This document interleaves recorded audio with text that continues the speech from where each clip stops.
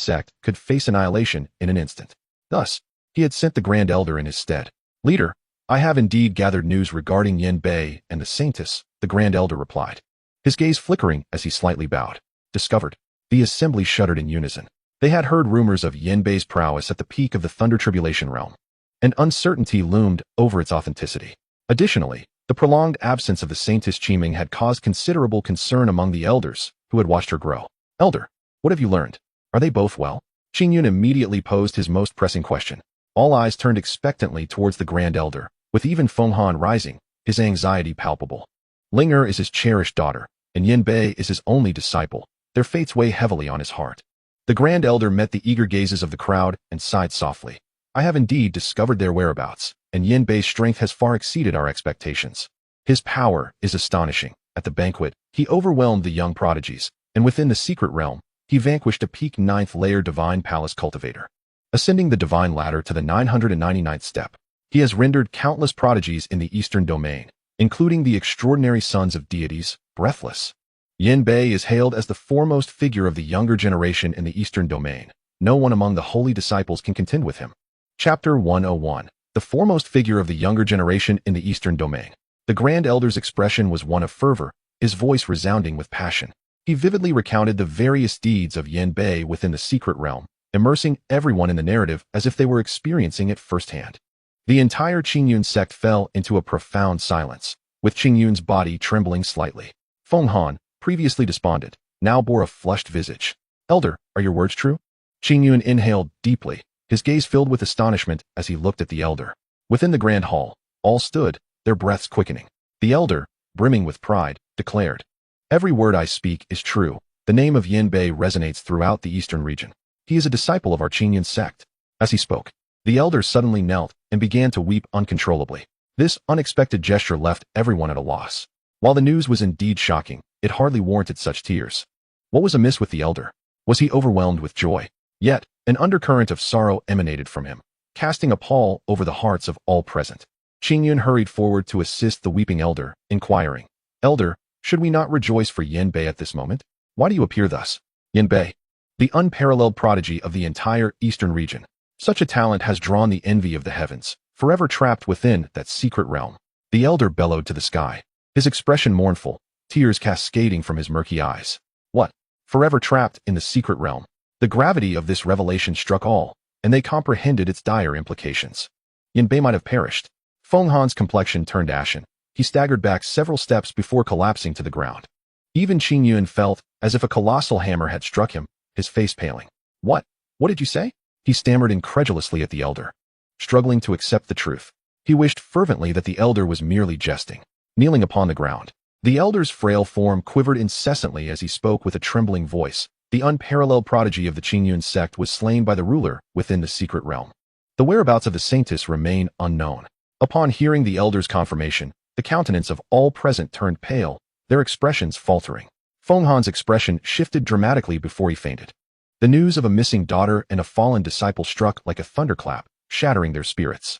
Qingyun was no better off. The whereabouts of Qiming were uncertain, and the Qingyun sect had lost a prodigy who once suppressed the younger generation of the eastern region. He staggered backward, collapsing to the ground, his gaze unfocused. The once thriving Qingyun sect seemed utterly devastated by the news of the day. All wore expressions of despair, observing the reactions of those around him. The elder felt a profound sadness within. Upon receiving the news, he had felt just as they did now. Who would have imagined that such a true dragon as Yin Bei could arise from the trivial southern wilderness, only to meet an untimely demise? Slaying a peak 9th tier expert of the divine palace realm, what a terrifying achievement. This indicated that Yin Bei's cultivation had likely breached the legendary Four Extremities realm. Henceforth, it was highly probable that the Qingyun sect would witness the emergence of an extraordinary powerhouse, perhaps even a saintly being. Yet, he was tragically slain by that accursed ruler. How infuriating! The crowd, their faces contorted with rage, slowly relaxed their grips. They were all elderly individuals who had, to varying degrees, heard tales of the sovereign. The sovereign, a being who holds dominion over all life, possesses the power to dictate life and death with but a thought. For those at the Thunder Tribulation realm, and even those below that threshold, seeking vengeance from the sovereign was nothing short of a delusion. At this moment, Qing Yun rose slowly to his feet. As the leader of a sect, he could not allow himself to succumb to despair, Otherwise, the Qingyun sect would inevitably face ruin. With so many followers relying on him, he could not afford to falter. Yet, his countenance was grim, and his once erect figure began to show signs of age. In a mere few breaths, it felt as though he had traversed an eternity. He dispatched all disciples of the sect to search for Feng Linger within the southern wilderness. Elder Qing once again emerged from seclusion to investigate news concerning the Saintess Qiming. Tomorrow, the sect would hold a memorial service to bid farewell to Yin Bei, the pride of the eastern region. True to his role as sect leader, Qing Yun remained lucid amidst chaos, swiftly issuing 3 commands. Suddenly, the entire Qing Yun sect trembled as an overwhelming and suffocating pressure descended from above. Countless faces paled in response, an enemy attack. Qing Yun forcibly suppressed his sorrow and charged forth. The elders, invigorated, followed suit and soared into the air. Upon emerging from the main hall, they beheld a figure clad in white, standing in the void, radiating a dazzling golden light, akin to a resplendent sun in the heavens, cradling a petite silhouette in his arms. The presence of this figure resonated through the atmosphere, causing it to reverberate with a thunderous sound. They could guarantee that they had never encountered such a terrifying existence in their lifetime. The might of this white-clad figure was so formidable that it rendered them nearly unable to open their eyes. A chill enveloped their hearts. Such a terrifying entity had descended upon Qing Yun's sect, and if malevolent intentions were harbored, none within the sect would likely survive. Amidst the rising tide of fear and unease, a light-hearted laughter echoed from above. "Sect leader, I am not dead yet. Why hold a memorial service?" Many present found the voice unfamiliar, but 2 individuals were struck with disbelief, their expressions a mixture of shock, excitement, and trepidation. It was Feng Han and Qing Yun. They recognized the voice, yet they were fearful that it was all an illusion. After all, the elder had just informed them of his demise. "You are Yin Bei?" Feng Han pointed upwards, his lips quivering slightly. Upon hearing this, the other elders trembled, their gazes fixed in astonishment upon the figure in the sky. As the golden light gradually dissipated, a remarkably handsome face emerged. Indeed, it was Yin Bei, just returned from the wild ruins. Chapter 102. The sharpness of the sword comes from the grind. The fragrance of the plum blossom arises from the bitter cold. Above the Qing Yun sect, a figure in white stood quietly. When Feng Han and Qing Yun beheld his visage, their bodies quivered, and an expression of unrestrained joy illuminated their faces. "Yin Bei, it truly is you," they exclaimed in unison, promptly soaring towards him. The remaining elders, including the Grand Elder, gazed at Yin Bei in the sky, their eyes flickering with astonishment. Is this truly the foremost individual of the younger generation in the eastern region? Indeed, he is as formidable as rumored. Although many had heard of Yin Bei, few had ever encountered him in person, rendering them somewhat unfamiliar with him. Yin Bei surveyed the familiar surroundings and faces, a hint of a long-lost smile gracing his features. "Master, sect leader," he addressed as he approached them. At that moment, Feng Han and Qing Yun finally discerned the figure cradled in Yin Bei's arms, revealing it to be none other than Ling Er, the very person they had been seeking. Ling Er. Upon witnessing her exquisite countenance, Feng Han was overwhelmed with joy, tears streaming down his cheeks. Just moments ago, they were consumed with worry for Ling Er and Yin Bei, yet now, miraculously, both had returned to the Qing Yun sect. However, despite Qing Yun's apparent elation, a shadow of deep concern clouded his eyes. He had initially presumed that the person in Yin Bei's embrace was his daughter, Qiming, but it was not so. Was it true what the Grand Elder had said? Was his daughter truly missing? As this thought gripped him, Qing Yun's heart tightened. "Yin Bei, where is Qiming?" he implored, his voice tremulous with fear of hearing that she had perished or was captured. A glimmer of nostalgia flickered in Yin Bei's eyes. "Uncle, do not worry. Qiming is safe. She is currently in the transcendent power of Fire Phoenix Valley, accompanied by the Phoenix Goddess, so she should be well." Transcendent power, Fire Phoenix Valley? Accompanied by the Phoenix Goddess? Not only Qing Yun, but also the elders present trembled at this revelation. As one of the superpowers in the eastern region, they were certainly aware of Fire Phoenix Valley, and their sect's record spoke of the illustrious Huangyu Sacred Land, which had thrived a millennium ago as the precursor to Fire Phoenix Valley. Qing Yun's countenance shifted dramatically, his expression a tempest of emotions as he pondered deeply. After a considerable pause, he exhaled, a faint smile breaking through. "As long as Ming Er is in Fire Phoenix Valley, I can rest easy. It is splendid that you are all safe." With that, Qing Yun turned and departed, leaving those present in a state of bewilderment. Everyone remained perplexed, even Yin Bei, who found Qing Yun's sudden detachment curious. Should not the sect leader be rejoicing at this moment? Why did he appear so indifferent? Casting a questioning glance at his master, he observed Feng Han sigh softly. Fire Phoenix Valley is indeed a tangled fate. The gathered individuals exchanged puzzled looks, unsure of the implications behind Feng Han's words. Yet, when they sought clarification, he merely waved his hand, unwilling to elaborate. As night fell, Qing Yun's sect was enveloped in jubilation. In celebration of Yan Bei's return and his newly acquired title as the foremost youth of the eastern region, a grand feast was prepared. Countless disciples flocked to witness the true visage of Yan Bei. At this moment, Yan Bei's cultivation had reached a commendable level, and thus, he no longer concealed his appearance. He sat at the upper right of the banquet, facing his master, with the leader of the Qing Yun sect beside him. At that moment, all eyes were drawn towards Yan Bei, filled with astonishment. Radiating an aura of divine light, he seemed to embody boundless principles, resembling an immortal king seated above the 9 heavens, leaving onlookers in awe. Was this truly the individual who overshadowed even the extraordinary sons of deities? How striking! Several female disciples gazed at Yan Bei with starry eyes, captivated by his every movement, revealing an expression of infatuation. Yet, it was not solely the female disciples who were fixated on Yan Bei. Male disciples, as well as the sect's stewards and elders, were equally transfixed by him. Yan Bei, to what realm have you ascended in your cultivation? Qing Yun inquired, having returned to his usual demeanor, smiling as he spoke. Of course, if it is inconvenient to disclose, that is no matter. He understood Yan Bei's preference for modesty, yet he could not help but be curious about the terrifying aura he had exuded earlier that day. Even he, with all his experience, could not discern its source. Yan Bei rose slightly, cupping his hands in a gesture of respect, a smile gracing his lips. Master, you jest, there is nothing to conceal. Although his cultivation had indeed surged, he held great respect for 2 individuals within his sect, his master and the leader. A murmur of anticipation rippled through the crowd, as everyone turned their attention to Yan Bei, eager to learn the extent of his achievements. Whispers among the disciples speculated that he had reached the mid-stage of the Yuanshan realm, while others surmised he had attained the Divine Palace realm. However, no one dared to presume he had reached the 4 Extremes realm. After all, the 4 Extremes realm was a legendary existence, typically reserved for the rulers of powerful nations or the leaders of great sections. Moreover, considering Yan Bei's youth, barely in his 20s, how could he possibly have broken through to the 4 Extremes realm? A faint smile graced Yan Bei's lips as he caught wind of the disciples' discussions, yet he remained unfazed. You must already have some understanding of my capabilities. My cultivation has now reached the high stage of the 4 Extremes realm. Boom. His words detonated like a nuclear bomb amidst the banquet. For a moment, all expressions froze. The high stage of the 4 Extremes realm. The crowd stared at Yan Bei's youthful visage, their faces a mixture of disbelief and astonishment.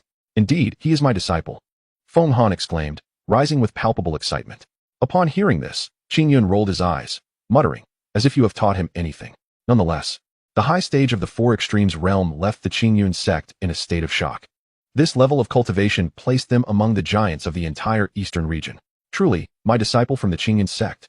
Qing Yun laughed heartily, standing with an equally exhilarated demeanor. At this moment, Feng Han rolled his eyes again, grumbling, just don't keep him locked up any longer. Those present, all cultivators, naturally heard Feng Han's remarks.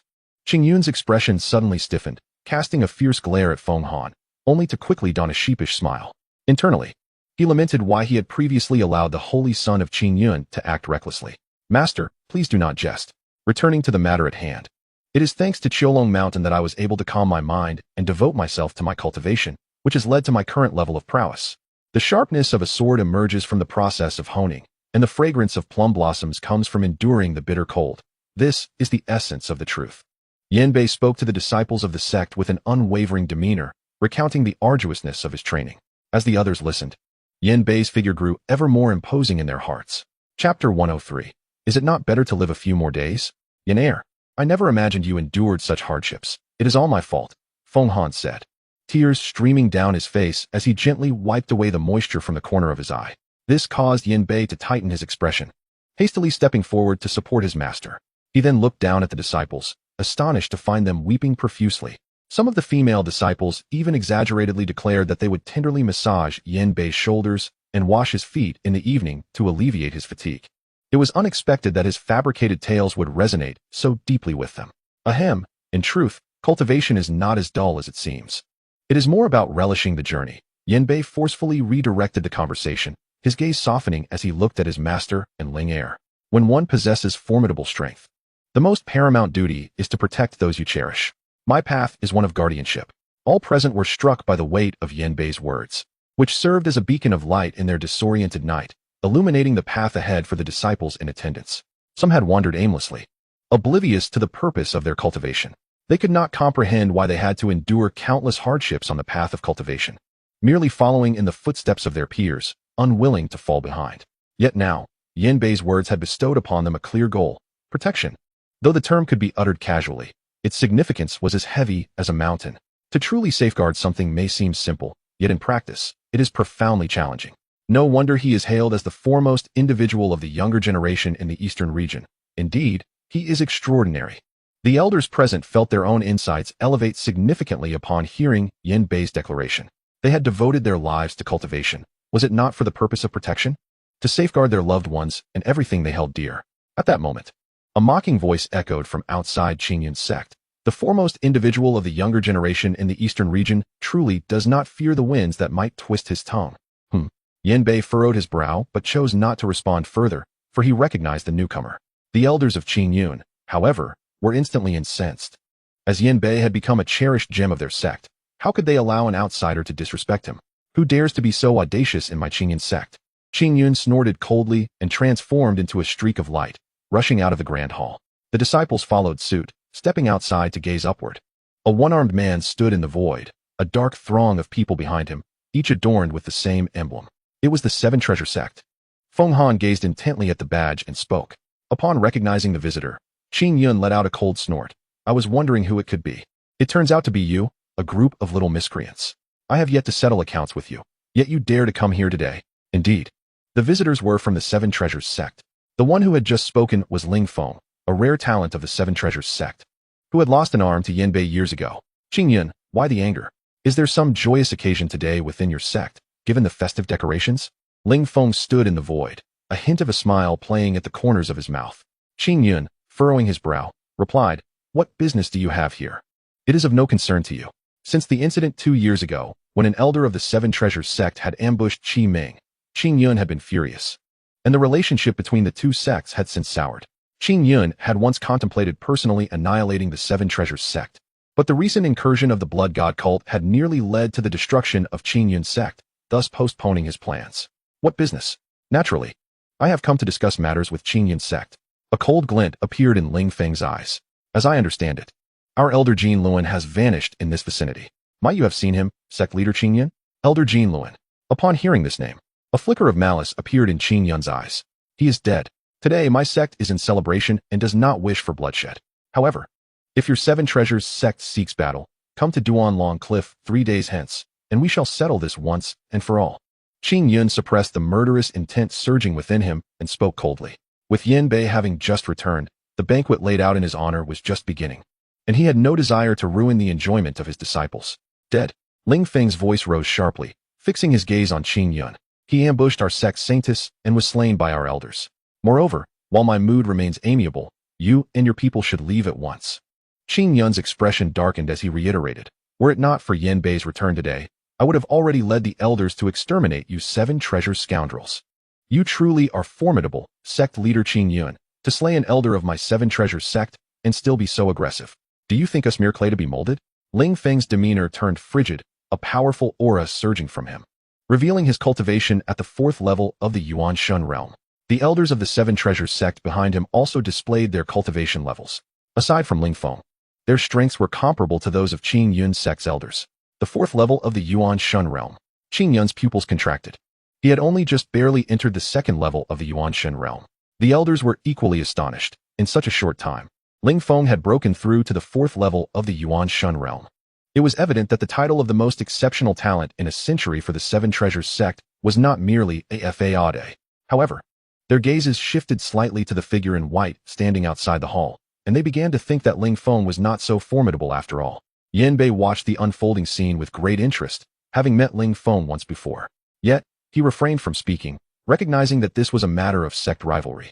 With the elders present, it was best for him, as a junior, to observe, intervening only if absolutely necessary. What's this? Are you afraid? Qingyun's sect has slain an elder of our Seven Treasures sect without providing an explanation. We shall not let this matter rest. Ling Feng proclaimed with a cold smile. Standing in the void, Qingyun gazed at Ling Feng's smug expression, the corners of his mouth twitching slightly. Afraid? I simply do not wish to spill blood today. With your mere primordial spirit realm, A disciple from my sect could obliterate you thousands of times in the blink of an eye. Are you truly frightened? How laughable. Qing Yun replied, his countenance reflecting a mix of difficulty and disdain. I genuinely do not wish for slaughter today. Wouldn't it be better for you to live a few more days? The members of Qing Yun's sect struggled to suppress their laughter, fully aware of their leader's true intent. However, the Seven Treasures sect was left in stunned silence. They had anticipated that Qing Yun would be shocked and terrified upon learning of Ling Feng's cultivation level, yet he spoke with such nonchalance. What did he mean by living a few more days? Chapter 104, Ling Feng, the Young Master? Qing Yun, if I'm not mistaken, you are merely at the second level of the primordial spirit realm. How dare you utter such wild claims? Ling Feng retorted with a chilling smile. If you fail to provide me with an explanation for Elder Jinluan's death, I shall flatten your Qing Yun sect today. As he spoke, a powerful aura emanated from him, revealing his cultivation at the fourth level of the primordial spirit realm. The elders of the Seven Treasures sect stepped forward, an overwhelming presence radiating from them. Qing Yun's expression darkened considerably. It appeared that this individual was resolute in his intentions. Just as Qing Yun was about to summon the sect's elders to confront the foe, a light chuckle echoed through the air. Is Jinluan the one I killed beneath Prison Dragon Mountain? Yanbei remarked with a faint smile, stepping out from the crowd. In the blink of an eye, he appeared in the void, his movements so swift that none present could discern them. It was as if he had teleported. Ling Feng raised an eyebrow, gazing at Yanbei with curiosity. He had never encountered this person before, yet the voice seemed oddly familiar, though he could not place it. Who are you? Ling Feng questioned, his tone icy as he addressed Yanbei. Yanbei regarded Ling Feng with a slight smile. Do you not remember how you lost your arm 2 years ago? The crowd fell silent for a moment. However, Ling Feng's expression shifted dramatically, his eyes turning crimson as he glared at Yanbei. You were the one who forced me to sever my own arm that day in the woods. Ling Feng's face contorted with rage as he turned to the empty space where his arm once was, directing a venomous glare at Yanbei. No wonder that voice was so familiar. It belonged to the enigmatic figure who had compelled him to sacrifice his own limb 2 years ago. As the onlookers recalled Ling Feng's severed arm, they suddenly remembered a notorious incident that had transpired 2 years prior in the southern wilderness. At that time, Ling Feng, a dazzling star and a rare genius of the Seven Treasures sect, had been confronted by a disciple of Qing Yun's sect on his way back to his sect after leaving Qing Yun. The two engaged in a fierce battle, and Ling Feng, unable to prevail, had ultimately severed his own arm to save his life. This news had caused quite a stir at the time. However, since the Seven Treasures sect and Qing Yun sect had not yet completely severed ties, it was eventually brushed aside. Yet, Ling Feng had harbored deep resentment over the matter ever since. He had once vowed that if he were to encounter the man who had forced him to sever his own arm in the woods once more, he would ensure that the individual paid a bloody price. What? Have you finally remembered? Yanbei regarded Ling Feng's furious expression with indifference, even allowing a faint smile to grace his lips. This demeanor of Yanbei infuriated Ling Feng to no end. Just in time. Today I shall raise the Qing Yun sect to the ground to quell the hatred in my heart. Ling Feng's visage contorted with rage as he charged directly at Yanbei. Boom. A terrifying force erupted, and a powerful wave of energy swept across the heavens and the earth. Qing Yun's expression shifted slightly. Even he was secretly alarmed by the intensity of such an attack. As he prepared to intervene, Yanbei raised a hand to stop him. Qing Yun, as if recalling something, dissipated the energy he had gathered, revealing an expression of anticipation. The entirety of the Qing Yun sect watched intently at the figure in white suspended in the air, their hearts racing with excitement. Die! Ling Feng bellowed, delivering a punch aimed at Yanbei, seeking to annihilate him in a single blow. Yanbei's eyes glimmered with mockery as he stood with his hands clasped behind his back. Suddenly, a faint golden aura enveloped him, and Ling Feng's fist struck against it, failing to even stir a ripple. A rare talent of a century. Is this all the strength you possess? Yanbei stated calmly. The members of the Seven Treasures sect observed the scene before them, their pupils contracting in shock. They scrutinized Yanbei, wondering who this individual was that could withstand Ling Feng's assault. Ling Feng had not been idle these past 2 years. He had left the southern wilderness to seek mentorship and upon his return, had achieved remarkable cultivation. Thus, the elders of the Seven Treasures sect dared to accompany him to the Qing Yun sect, for Qing Yun, being a presence of the spirit realm, was not easily trifled with.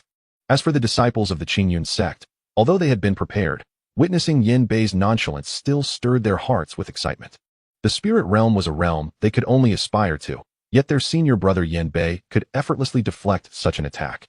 Those disciples who had previously doubted his words fell silent, their faces etched with astonishment as they gazed skyward. Impossible. Ling Feng's countenance shifted as he exerted greater force in his fist. However, Yin Bei remained unfazed, not even allowing a flicker of emotion to cross his gaze.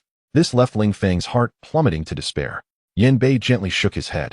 After 2 years, our disparity has only widened. Bang! A wave of energy erupted from Yin Bei, sending Ling Feng hurtling away, crashing against a distant peak. Young sect master. The members of the Seven Treasures sect gasped in alarm and hurried to rescue Ling Feng. At that moment, he was a bloody mess. His clothes tattered and in a wretched state. This was merely because Yin Bei had refrained from delivering a lethal blow. Otherwise, a mere spirit realm cultivator could be obliterated in an instant. How can your cultivation be so advanced? Ling Feng wiped the blood from his face, staring incredulously at Yin Bei. 2 years prior, he had distinctly felt that he and Yin Bei were on the same level of cultivation. Yet now, after 2 years had passed, he could not even sense the level of his opponent's power. This realization struck him profoundly. It is essential to understand that his relentless cultivation over the past 2 years was solely aimed at annihilating the Qingyun sect and avenging his severed arm. However, he could hardly fathom that he was now incapable of even bearing the opponent's aura. Nothing is impossible. As you progress, so do I, albeit your pace is somewhat sluggish. Yin Bei stepped forward, intent on subduing all those from the Seven Treasures sect. With each step he took, his aura grew increasingly formidable, instilling a sense of trepidation in those who beheld him. Ling Feng and the others swiftly grasped Yin Bei's intentions, their expressions shifting dramatically. Hurry and summon the young master. Ling Feng bellowed towards the elders of the Seven Treasures sect. Young master? Yin Bei furrowed his brow, pondering the identity of this individual. Nevertheless, he did not halt his advance. He merely slowed slightly, eager to discern who this so-called young master was. The elder of the Seven Treasures sect immediately soared away towards a distant mountain range, not sparing a glance back. The expressions of the Qingyun sect members changed subtly. It was evident that he was seeking reinforcements. Just as the Qingyun sect contemplated intervening, Yin Bei subtly shook his head. Since Ling Feng had someone backing him, it would be prudent to allow the elder of the Seven Treasures sect to bring forth this individual, thus enabling him to capture them all in one fell swoop. To prevent a resurgence of trouble. Chapter 105. Inviting the wolf into the house. Just wait. When the young master arrives, all of you from the Qingyun sect shall perish. Ling Feng hissed with a somewhat sinister expression. While he could not contend with Yin Bei, he harbored no fear, for he was not alone in returning to the South Wilderness. The young master he spoke of had returned alongside him. Meanwhile, in a mountain range near Prison Dragon Mountain, a gilded chariot drawn by celestial steeds stood still. At that moment, the heavenly horses grazed, while the chariot rocked from side to side, as if in motion. Simultaneously, a peculiar sound echoed faintly in the air, difficult to describe. Inside the chariot, in the dim light, the silhouette of a remarkably beautiful woman could be discerned through the thin veil. She lay languidly within, while above her, a burly man wore a broad smile. My lord, I am fond of you, the reclining woman murmured, her expression dreamy, her voice imbued with an enchanting allure that heightened the atmosphere to a fever pitch. You have surprised me. The saintess of the Seven Treasures sect possesses commendable prowess, the burly man remarked, raising an eyebrow and revealing a knowing smile. Indeed, the woman within the chariot was the contemporary saintess of the Seven Treasures sect. She was once betrothed to Ling Feng, yet now found herself reduced to a mere plaything for this robust man. I hope the young master will not forget to take me away from the South Wilderness, she said, her expression still dreamy, appealing to the burly man. To escape the South Wilderness and acquire superior cultivation resources, this man had become her sole reliance. Fear not. You shall be my handmaiden henceforth. I shall ensure your life is filled with splendor. The burly man laughed heartily, showing no sign of restraint. At that moment, a sound of something slicing through the air interrupted the revelry. Young master, something terrible has happened.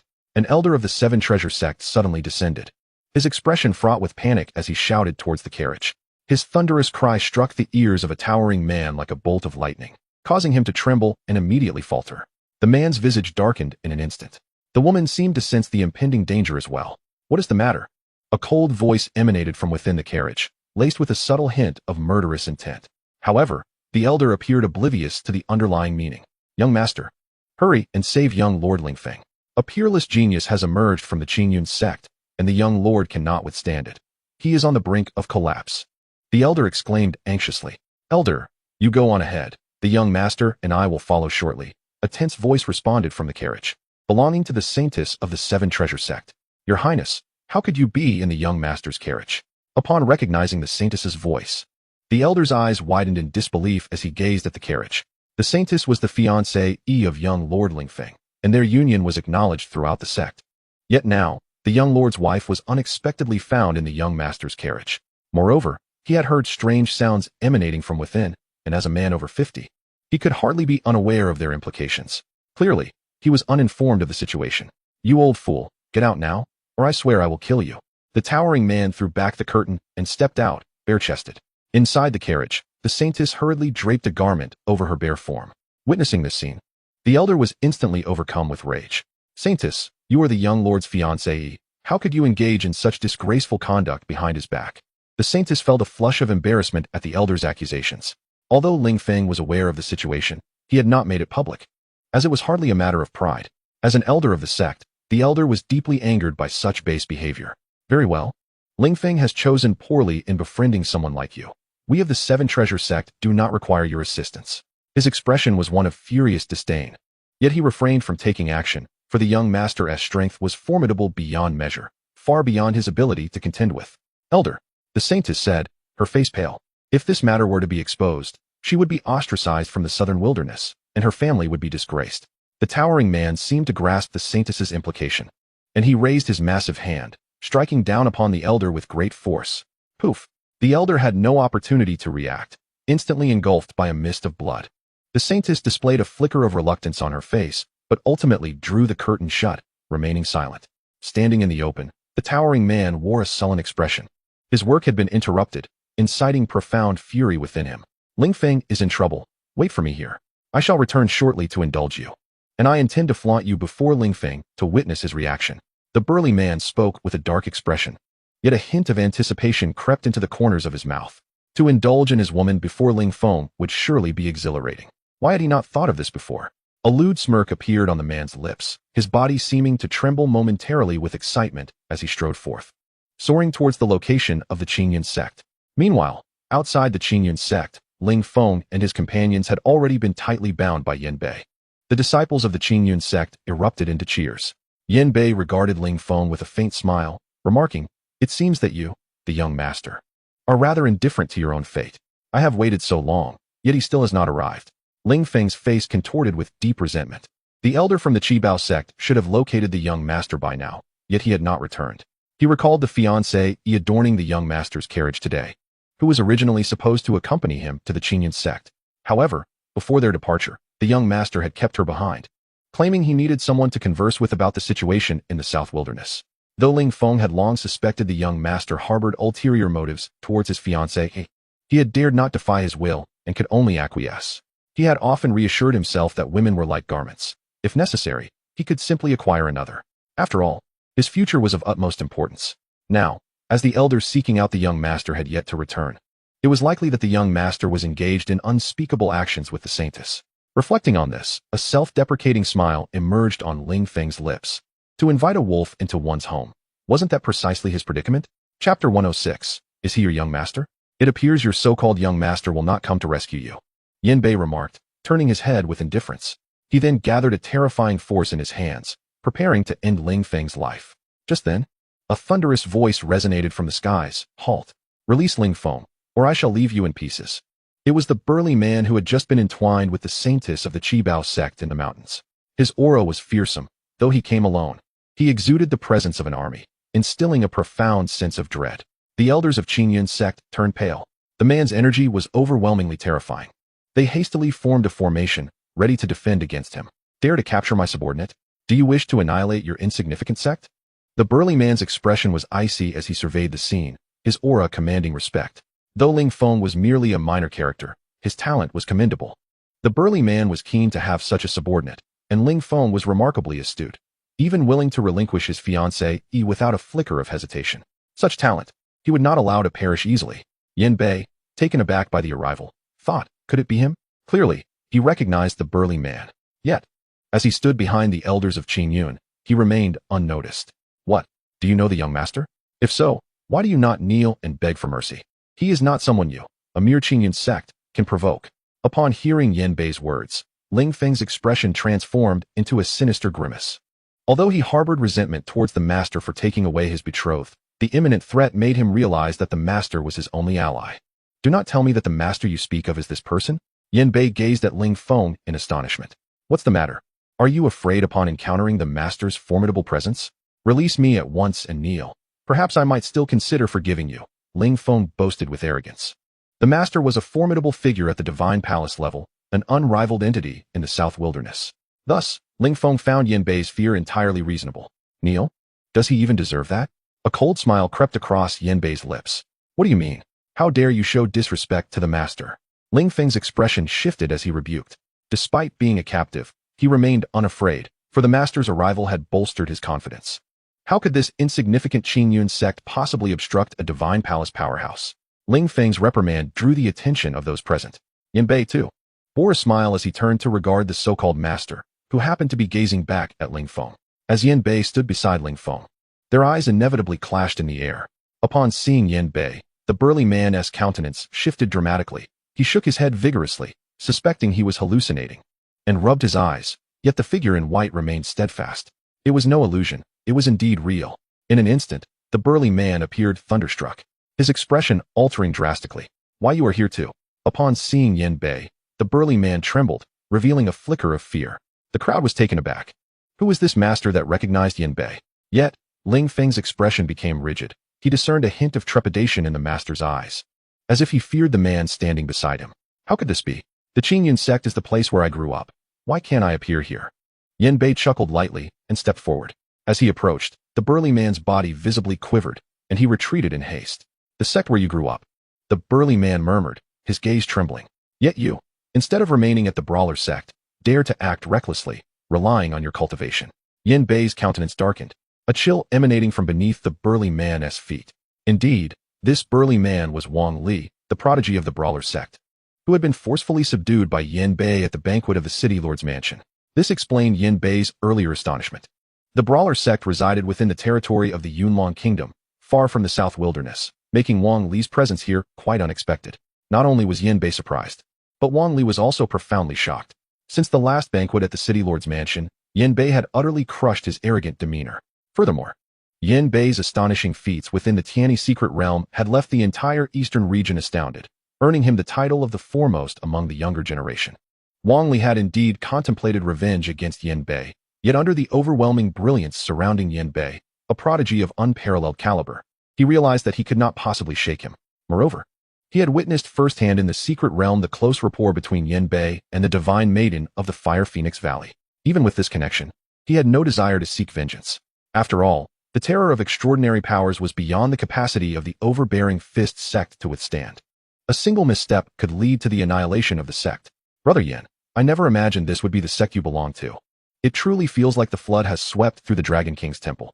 At this moment, Wang Li's demeanor shifted from arrogance to a sheepish grin as he gazed at Yin Bei. It was common knowledge that Yin Bei had already ascended to the fourth realm, while he had only just entered the Divine Palace realm, making him no match for Yin Bei. Thus, he readily conceded, for a true gentleman knows when to bend. Who dares to call you brother? Do you think you are worthy? Yin Bei's gaze turned icy, accompanied by a disdainful snort. Boom. An overwhelming pressure descended from the heavens, forcing Wang Li to stagger backward, his complexion paling. At that moment, whether from the Qingyun sect or the Seven Treasures sect, every onlooker felt a jolt within their hearts, their expressions reflecting sheer astonishment as they beheld Yin Bei. They had previously felt Wang Li's terrifying aura, yet now, Yin Bei had effortlessly subdued him with a mere breath. What did this signify? Ling Feng's face turned ashen, his body trembling involuntarily. Even during his capture, he had never felt such trepidation. He had not anticipated that the strongest young master he admired would cower before his nemesis, utterly crushed by a single exhalation of power. It was only now that he realized all he had aspired to was but trivial in the eyes of the man before him. Yin Bei, let us converse amicably. Wang Li, drenched in cold sweat, was alarmed. Cursed fate! How have I found myself in the clutches of this ferocious deity once more? Truly, I am lamentably unfortunate. Yin Bei had subdued even the heavenly dragon's son. How could he hope to withstand him now?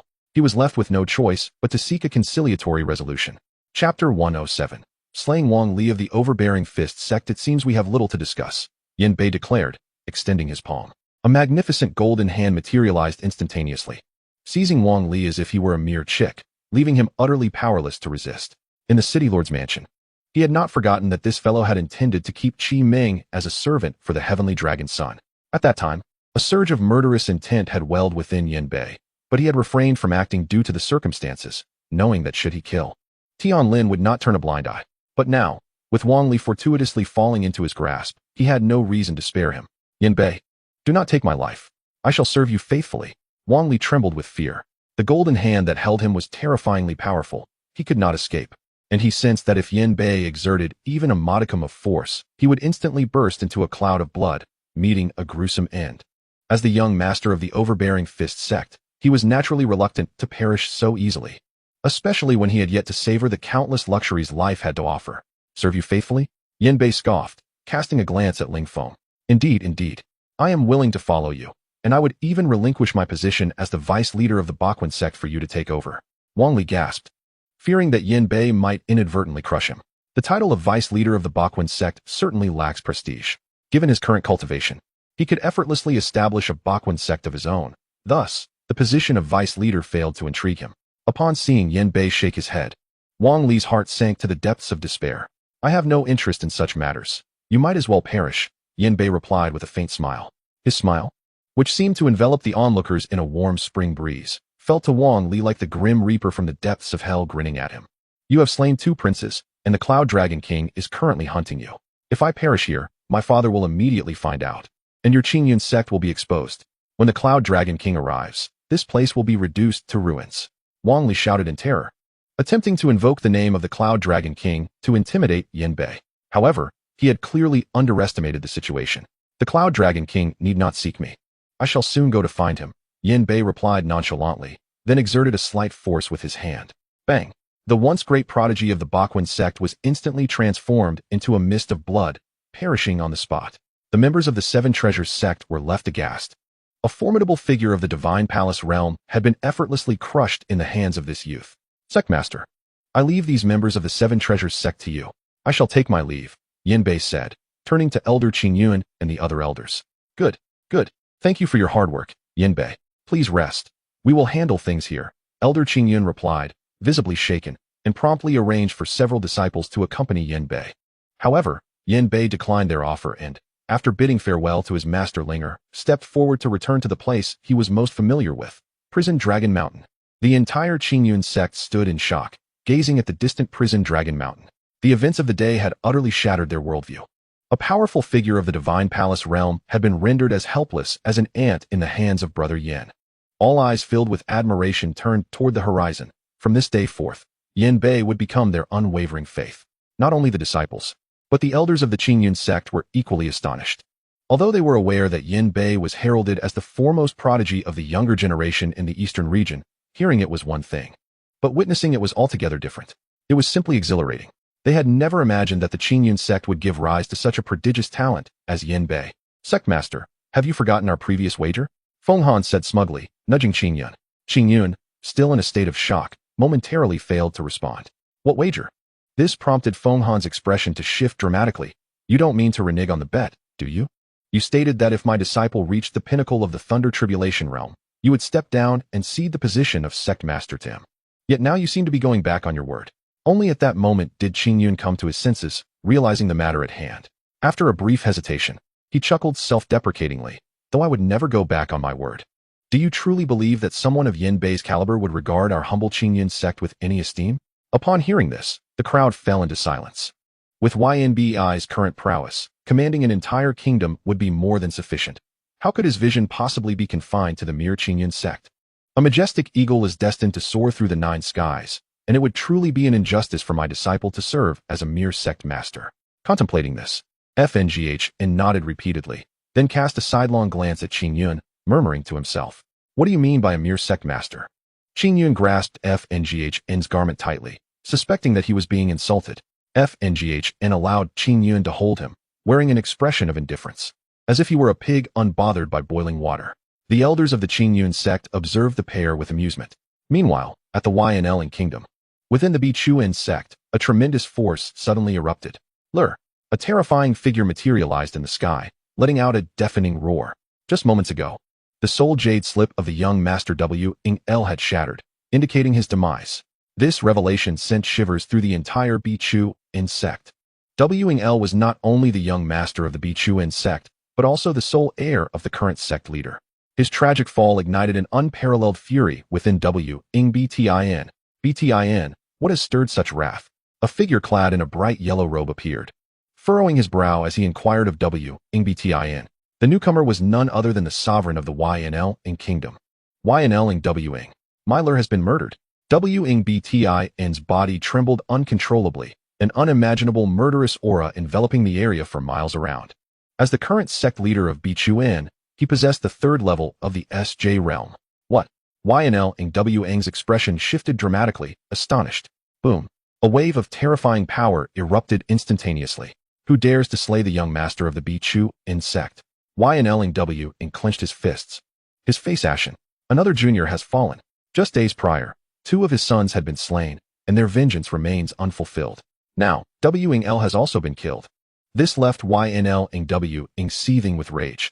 Not only was Wngl the young master of the Bichuan sect, but he was also his nephew. From the final fluctuations emitted by the Soul Jade slip, it was revealed that Lur had perished in a certain region of the southern wilderness. Yngbtin produced his son's Soul Jade slip and handed it to Ynl. As Ynl grasped the jade slip, his arm quivered slightly. Drawing a deep breath, he silently recited a spell, and a white light surged into the Soul Jade slip. Ynbi. Suddenly, an agonizing scream echoed above the Bichuan sect, unmistakably Wngl's voice. Chapter 108. One chi transforms into 3 clear ones at this moment. A heartrending wail reverberated through the skies above the Bichuan sect. Every listener was gripped by a chill. It was indeed the voice of the deceased Wngl. Ynl employed a special technique to extract from Wngl's Soul Jade slip the identity of the one he despised most in life, the very person who had slain him. Ynbi. A blurred visage of a head surged forth from the Soul Jade slip, unleashing a most anguished howl. Upon hearing the piercing cry of his son, Wang Beishan's complexion turned ashen, and in a fit of rage, he spat out a mouthful of blood. The expression of King Yunlong also shifted dramatically. How could this be possible? With a thunderous roar, an unimaginable force erupted from King Yunlong, creating a massive hole in the heavens above. Countless onlookers trembled at the sight of King Yunlong. They sensed that his fury surpassed even that of Wang Batian. Yin Bei, such a formidable adversary. I shall not rest until I have avenged this affront. King Yunlong's countenance was grim as he unleashed a powerful punch that obliterated a distant peak. Wang Batian, regaining some clarity, looked at King Yunlong with confusion. What was happening? Shouldn't he be the one most affected by Wang Li's demise? Why was King Yunlong so uncontrollably enraged? Although Wang Li was his nephew, their bond did not seem to warrant such a vehement reaction, akin to that of a father mourning a son. In an instant, Wang Beishan's expression fluctuated, and unsettling thoughts began to take root in his mind. However, he quickly dismissed them. His wife was King Yunlong's sister. Such a calamity could not possibly occur. Meanwhile, an elder from the Bakuan sect, noticing Wang Beishan's perplexed demeanor, approached to inform him of the tragic news regarding the 2 fallen princes. Wang Batian had been in seclusion and was unaware of their demise. Upon hearing the elder's words, he inhaled sharply, his face freezing over. The very perpetrator who had slain his son had also murdered 2 princes of the Yunlong kingdom just days prior. Yin Bei, who exactly is he? Wang Batian inquired solemnly. Immediately, information about Yin Bei was presented before him, a prodigious talent under the age of 25, of unknown origins, allied with the extraordinary force known as the Fire Phoenix Valley, possessing a cultivation level of the 4 extremes realm. Upon absorbing this information, even Wang Batian could not suppress a gasp of astonishment. A practitioner of the 4 extremes realm under the age of 25? What does this imply? After centuries of arduous training, he had barely attained the 3rd heaven of the 4 extremes realm, and now a mere youth in his 20s had achieved parity with him. As King Yunlong's anger began to wane, a heavy realization dawned upon him. He could not allow this individual to continue to grow. His potential was terrifyingly vast. If they did not eliminate him now, he would undoubtedly become a grave threat to their kingdom in the future. Wang Batian nodded in agreement. Reaching the 4 extremes realm at such a young age meant that ascending to the extraordinary realm was merely a matter of time. If they did not act swiftly, this individual could very well lead to the downfall of the Yunlong kingdom. Within the grand hall of the Bakuan sect, having come to this understanding, King Yunlong declared, according to the coordinates revealed in the Soul Jade slip, Yin Bei is currently in the southern wilderness. He is unlikely to depart in the immediate future. Moreover, even if he does, I possess methods to draw him out. 3 days hence, I shall mobilize half of our kingdom's forces to subdue the southern wilderness. I intend to make it clear to the entire eastern domain that the people of the Yunlong kingdom are not so easily slain. The voice of the Cloud Dragon King resonated with an unparalleled authority, infused with a palpable aura of lethal intent that sent shivers down the spines of those present. Our Bapquan sect is willing to march alongside the kingdom, proclaimed Wang Batian, rising to his feet and clasping his hands in reverence. The Cloud Dragon King nodded slightly, his gaze chillingly fixed upon the heavens. Yanbei, I shall ascertain the extent of your prowess. The following day, in the southern wilderness, at the prison Dragon Mountain. Oh, the grand bed is indeed a comfort, though this straw mat truly needs replacing, Yanbei mused, casting a disdainful glance at the mat beneath him. He found himself longing for the luxurious bed of room 1 and, more poignantly, for the presence of a certain individual beside him. He wondered how she fared in the Phoenix Valley. His intention for the day was to settle matters concerning the sect before venturing to the Phoenix Valley to retrieve Qiming. However, he knew he must not forget the crucial task at hand. Tomato, check in, he stated with a slight smile, addressing the air. Ding. Congratulations, host, on successful check-in. Reward, divine skill, 1 Qi transforms into 3 purities. Yanbei was initially perplexed. Yet, after half an hour of explanation from Tomato, he comprehended the utility of this skill entirely. Incredible. The description of the 1 Qi transforms into 3 purities skill left him astounded. This divine skill allowed for the creation of duplicates. However, several critical factors were to be considered, primarily time. 1 Qi transforms into 3 purities did not merely produce a separate entity to assist Yanbei in battle. Instead, it harnessed the power of time to summon versions of himself from the past and future into the present to aid in combat. To put it simply, the Yanbei of the current time frame was referred to as the true self, while his past self was known as the past self, and his future self was termed the future self. He could summon 2 entities of equal or even superior strength to assist him in battle. The past self possessed all of Yanbei's current skills and powers, making them nearly equal in strength. The future self, however, was somewhat daunting. Summoning it would entail significant karmic repercussions. No one knew the extent of the future Yanbei's strength, and its arrival could potentially disrupt the flow of time, possibly attracting terrifying beings from the past or future. Once cultivators reached a certain level, they could traverse the river of time, moving between past and future. Thus, should he carelessly summon his future self, it was likely that he would attract not only his own entity, but also fearsome beings traversing the currents of time. Nonetheless, the future self was not guaranteed to be overwhelmingly powerful. If Yanbei were to perish in the next moment, the concept of a future would cease to exist. This skill was enigmatic and challenging to gauge. Yanbei silently resolved to refrain from utilizing the future self unless absolutely necessary. He pondered the peril of inadvertently provoking a formidable ancient being from the past or future, only to find himself slain before the future self could even assist him. Simultaneously, the capabilities of 1 Qi transforms into 3 purities were so extraordinary that it left him somewhat apprehensive. One could imagine the scenario, when engaged in combat, where the forces were evenly matched, suddenly another entity of equal strength to the opponent materializes. Everyone must be quite bewildered by this. Moreover, there exists an enigmatic future self. Chapter 109. Mobilizing forces to the southern wilderness after further contemplation of the Qi transformation into 3 purities, Yanbei stepped out of the cave. He intended to bid farewell to his master and others before setting off to Fire Phoenix Valley to retrieve Qiming. At that moment, a sharp voice pierced the air. Brother, something terrible has happened. Linger flew towards Prison Dragon Mountain from the direction of Qinyan sect. Yanbei, perplexed, wondered what could have incited such panic in Linger. Slow down, you might fall. Yanbei swiftly caught Linger, who, unable to halt her momentum, collided into his embrace. Brother, it's bad, Linger exclaimed, her expression fraught with urgency. What has transpired to incite such alarm? Yanbei inquired, his gaze filled with curiosity. Was it possible that someone behind Ling Feng had targeted Qinyan sect? However, despite being on Prison Dragon Mountain, his consciousness completely enveloped the area, and no one had approached to stir trouble. Brother, the outside world is in an uproar. People are discussing you everywhere, and even a nation called the Cloud Dragon Kingdom has officially issued a warrant for your arrest. They dispatched troops last night, heading towards the southern wilderness.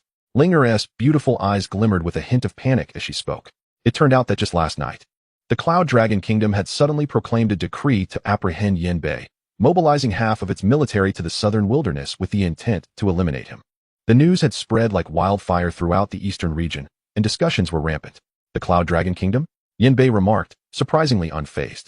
After all, he had slain the 2 heirs of the Cloud Dragon King. It was only natural for them to seek his capture.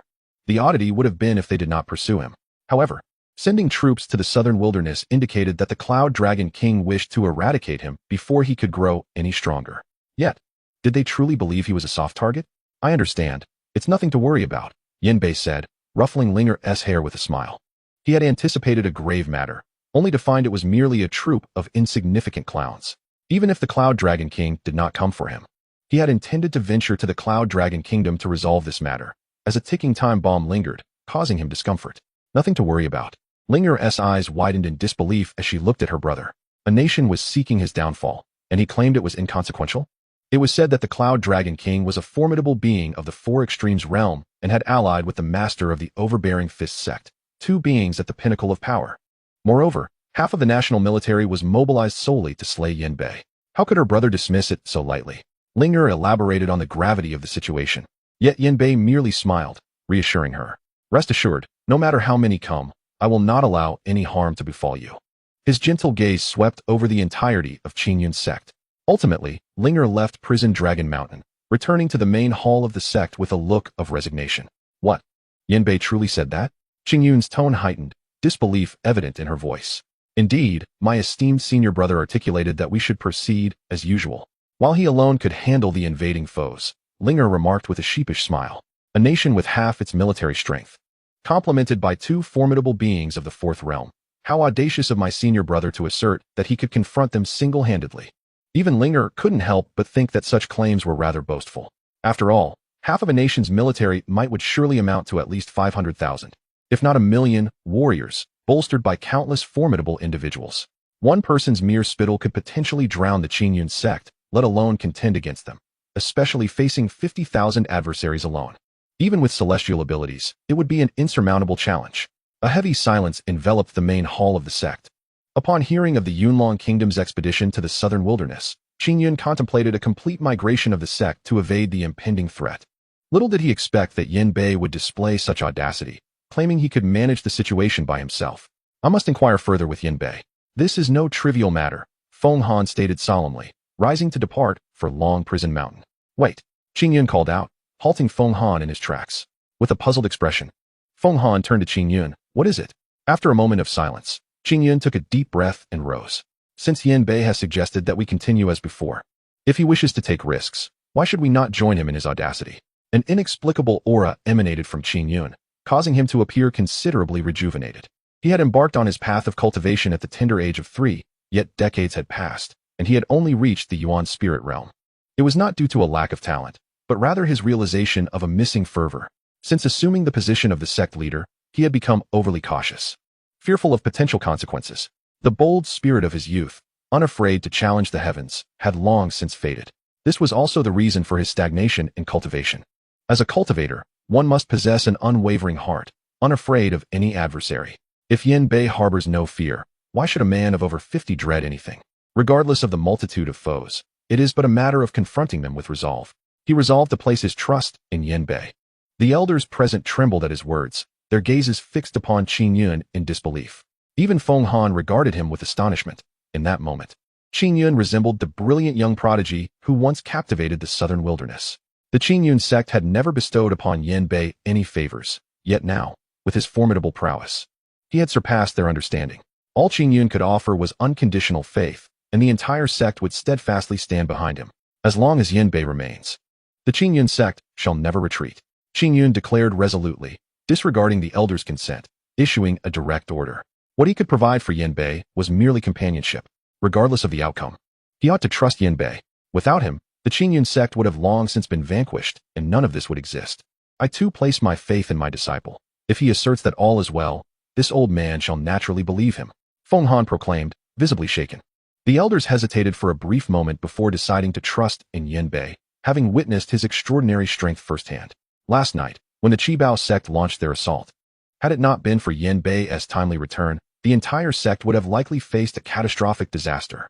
Suddenly, in the main hall of the sect, a powerful aura erupted forth, and Qingyun's eyes were tightly shut. His energy surged upward, escalating from the 2nd to the 5th level of the Yuanshan realm in an instant.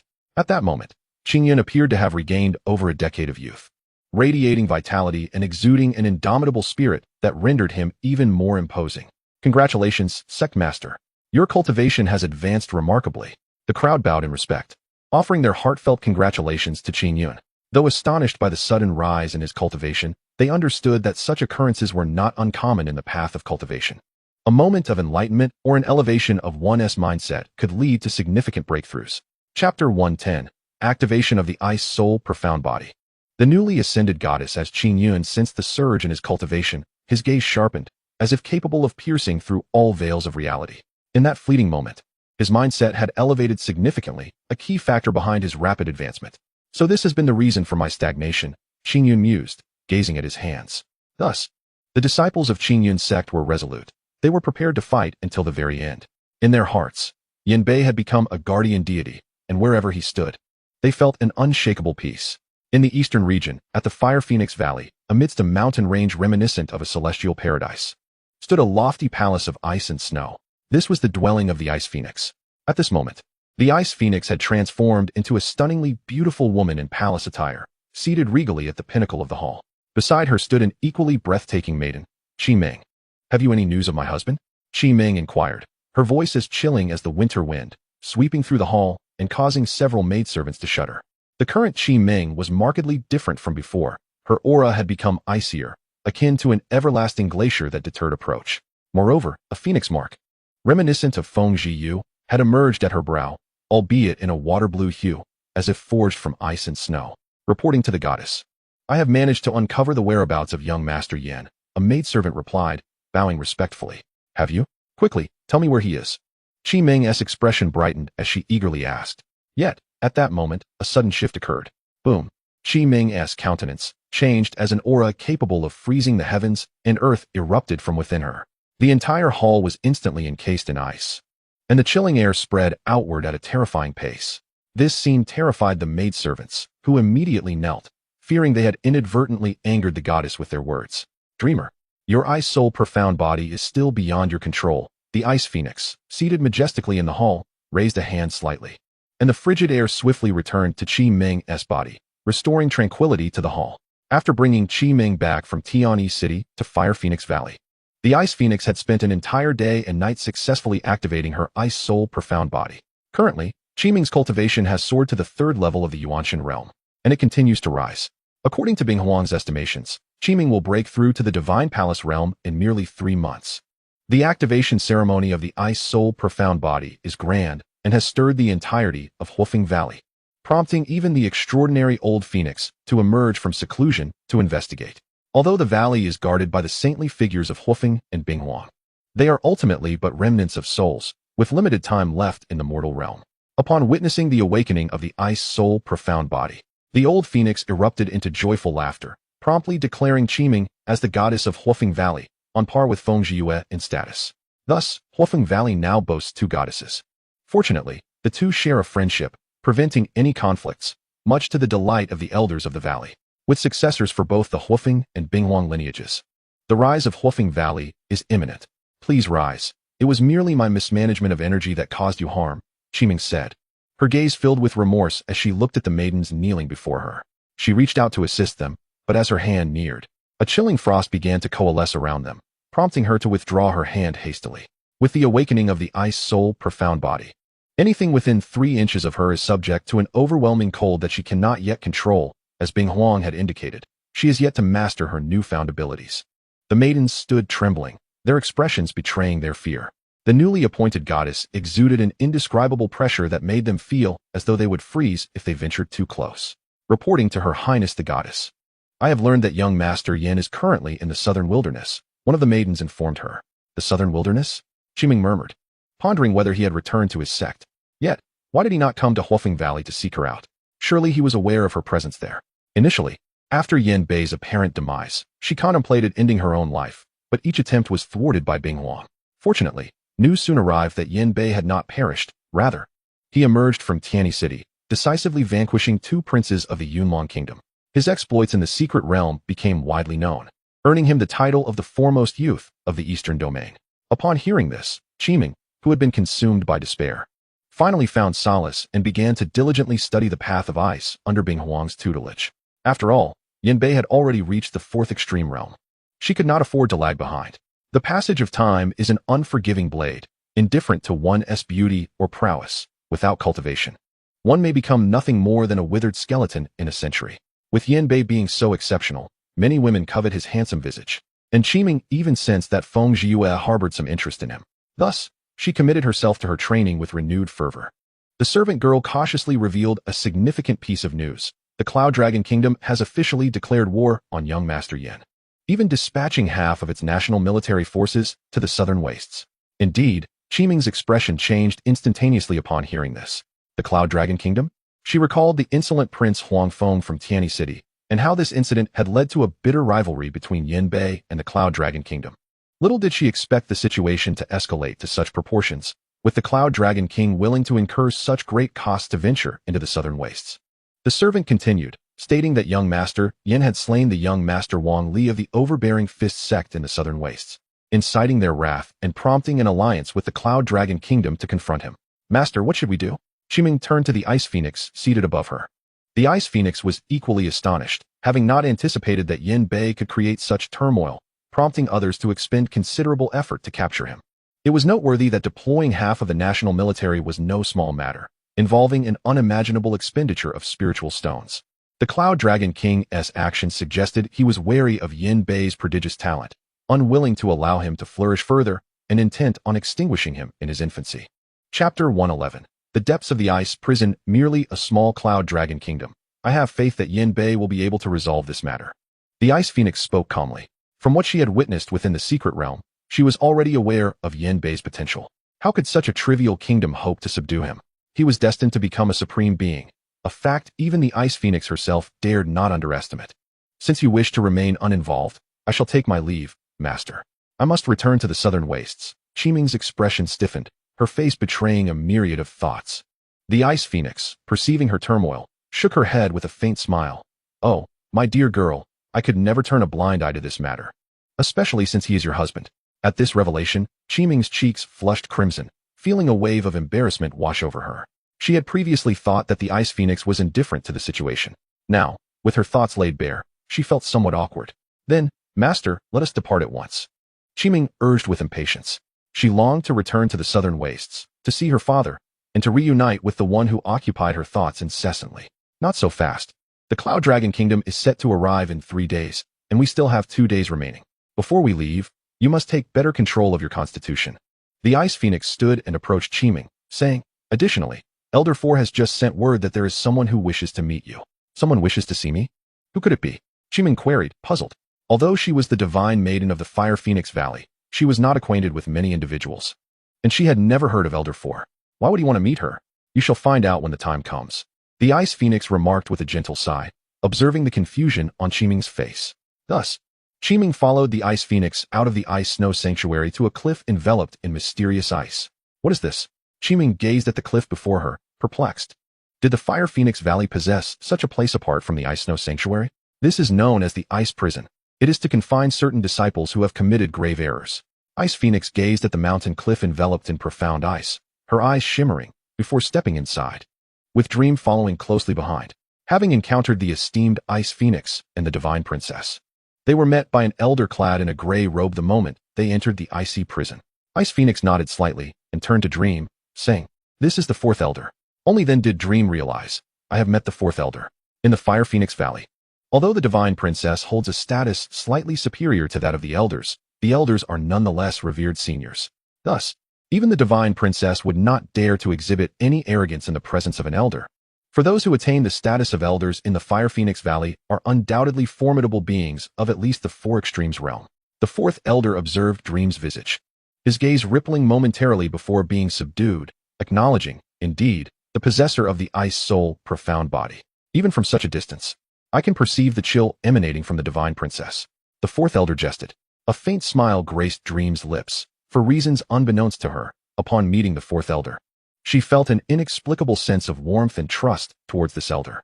Despite this being their first encounter, such feelings arose, leading Dream to harbor further suspicions about Ice Phoenix's intentions in bringing her to the icy prison.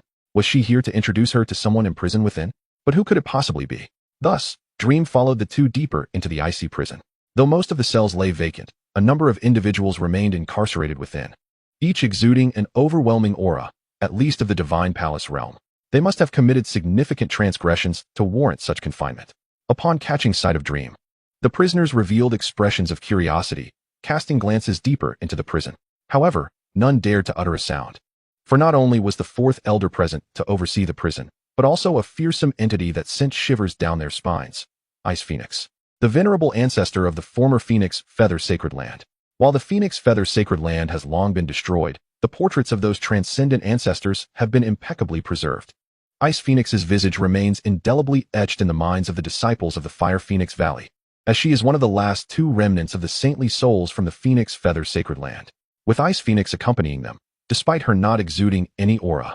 The innate dread she inspired compelled all to kneel in silence. The fourth elder observed Ice Phoenix's silhouette, his heart trembling. The might of a saint transcends the heavens and earth. Even though Ice Phoenix now exists as but a wisp of residual soul, her power remains formidable, rivaling any extraordinary being. Had her true form not been shattered into a rain of blood in that fateful battle, even a mere fragment of her being would possess unparalleled strength. Thus, time slipped away, though it was unclear how long had passed. In the deepest recesses of the ice prison, where an eerie frost envelopes every surface, the temperature is frightfully low. Even those of divine realms would find their spiritual energy faltering in such a place. Ordinary mortals would be instantaneously encased in ice. It is unimaginable that a person could be held captive here, who possesses the fortitude to endure such extreme cold.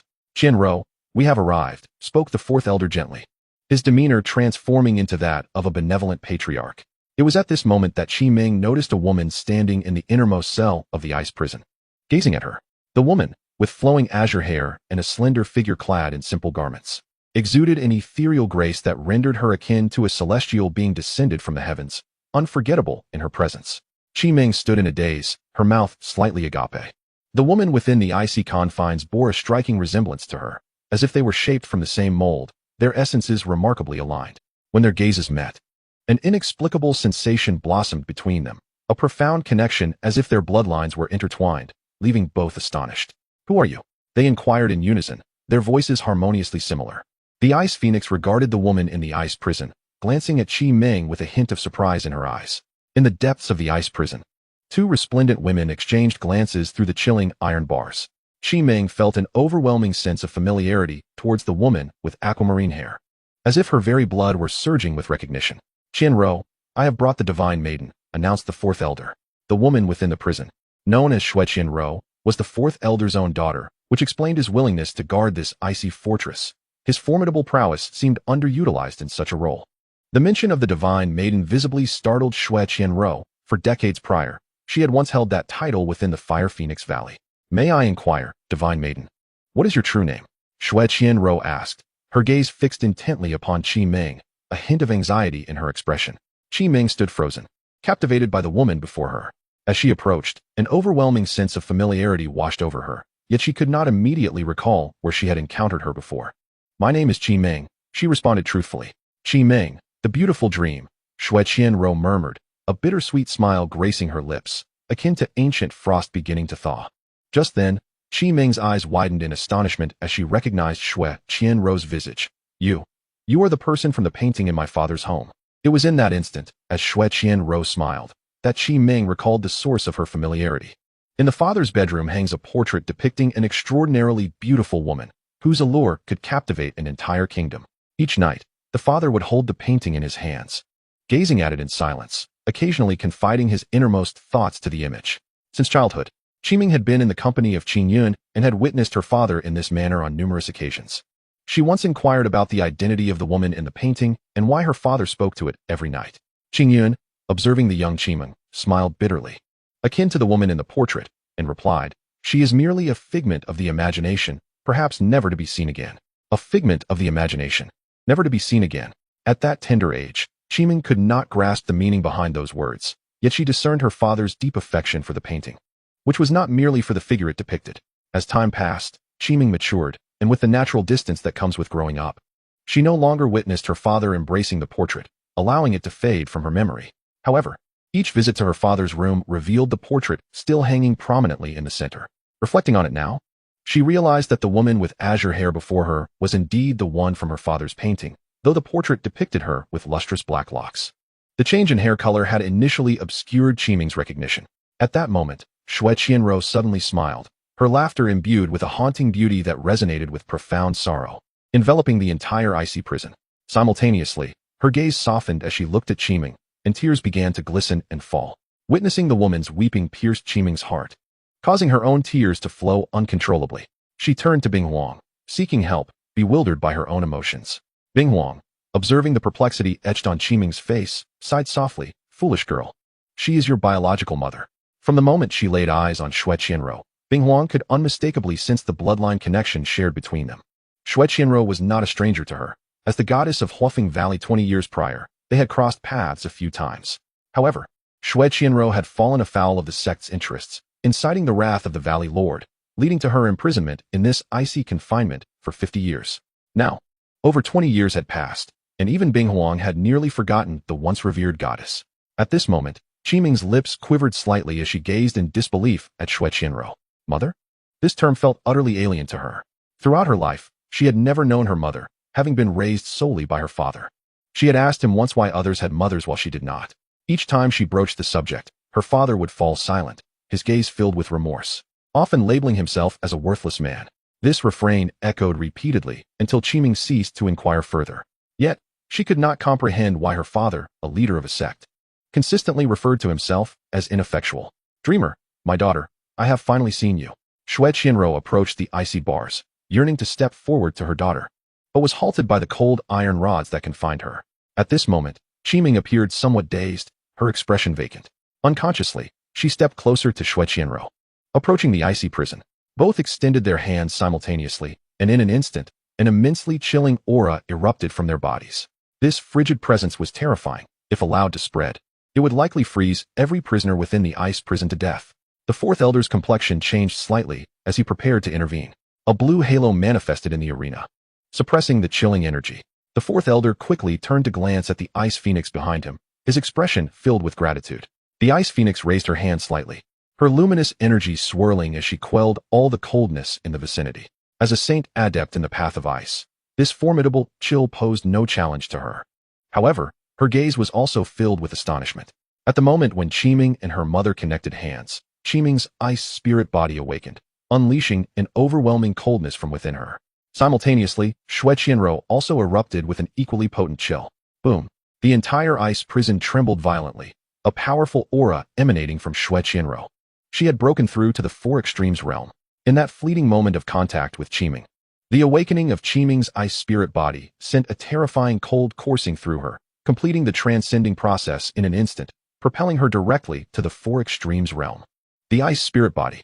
The ice phoenix spoke, her eyes betraying a hint of surprise. Xue Qianruo also possessed a unique constitution, perfectly suited for cultivating the path of ice, an ice spirit body. This ice spirit body belonged to the same echelon as Feng Zhiyue's fire spirit body, though rare. It did not rank among the top 100 physiques in the world. Chapter 113. That boy is too abnormal. Before the ice prison, the mother and daughter exchanged glances, both feeling the surge of excitement in their eyes. At the moment of their connection, the sensation of their bloodline intertwining became vividly apparent. United in heart and mind, they could even sense each other's thoughts. "My daughter, I have caused you so much suffering over the years," Xue Qianruo cried out, embracing her daughter through the iron bars. Years ago, after giving birth to Qiming in the southern wilderness, the valley master of Fire Phoenix Valley learned of the news and was furious. He dispatched several elders to bring her back to the valley, and that parting marked the last time she saw her daughter and Qingyun. Now, after 21 years, her days had been filled with meditation and longing for the two of them. At this moment of reunion, she could no longer conceal her deep-seated yearning. "Mother, I finally see you. I miss you so much." Qiming sobbed uncontrollably. Growing up without a mother, she had never voiced her feelings, yet her heart yearned for maternal love. Each time she saw other mothers with their children, a pang of sorrow would grip her heart, prompting her to quietly withdraw. Within the ice prison, a profound sadness enveloped the atmosphere as the mother and daughter shared their longings. As time passed, the emotions of the two gradually softened. Observing his daughter and granddaughter, the aged eyes of the fourth elder could not help but glisten with tears, though he quickly suppressed them. The icy prison was a significant hindrance. He stepped forward, intent on unlocking the chamber that imprisoned Xue Qianruo. "Father, you cannot open it. The enforcers will come," Xue Qianruo exclaimed, swiftly intervening upon witnessing her father's actions. The icy prison was imbued with a sealing power, and should it be opened without permission, the enforcers would instantly take notice. They were a ruthless lot. Even the fourth elder would face punishment. Upon hearing the mention of the enforcers, a flicker of hesitation crossed the fourth elder's face. Just then, A cold snort echoed. The enforcers? How dare they imprison the mother of my disciple? They must be courting death. With a disdainful wave of her delicate hand, Bing Huang shattered the icy prison in an instant. Observing the ruined prison, the corner of the fourth elder's mouth twitched, yet he refrained from uttering further words. Bing Huang was a sage. Even the Valley Master would not dare to act recklessly in her presence. Within moments of the prison's destruction, several terrifying auras surged from outside. Bold. Who dares to destroy the icy prison? A group clad in enforcer attire rushed in. Imprisoning the biological mother of my disciple? I see Feng Tianxiang is seeking his own demise. Bing Huang turned, casting a cold glare at the enforcers. Feng Tianxiang, the Valley Master of the Fire Phoenix Valley, was also leading the enforcers. The enforcers, enraged at her audacity to call out the Valley Master's name, were about to retaliate. However, upon witnessing Bing Huang's countenance, they recoiled in shock, as though they had seen a ghost. It was none other than Lady Bing Huang, and beads of cold sweat trickled down the foreheads of the enforcers. Begone! Bing Huang had no desire for further discourse. With a mere wave of her hand, several enforcers were sent flying, their fate unknown. Thus, Xue Qianrou emerged from the icy prison, making her way to the snowy sacred hall where Bing Huang resided. The fact that someone had exited the prison before their time rattled the people of the Fire Phoenix Valley. Strangely, however, the Valley Master showed no anger. As if oblivious to the situation, in the snowy sacred hall, Qi Ming and her mother were deeply engrossed in sharing their longings for one another.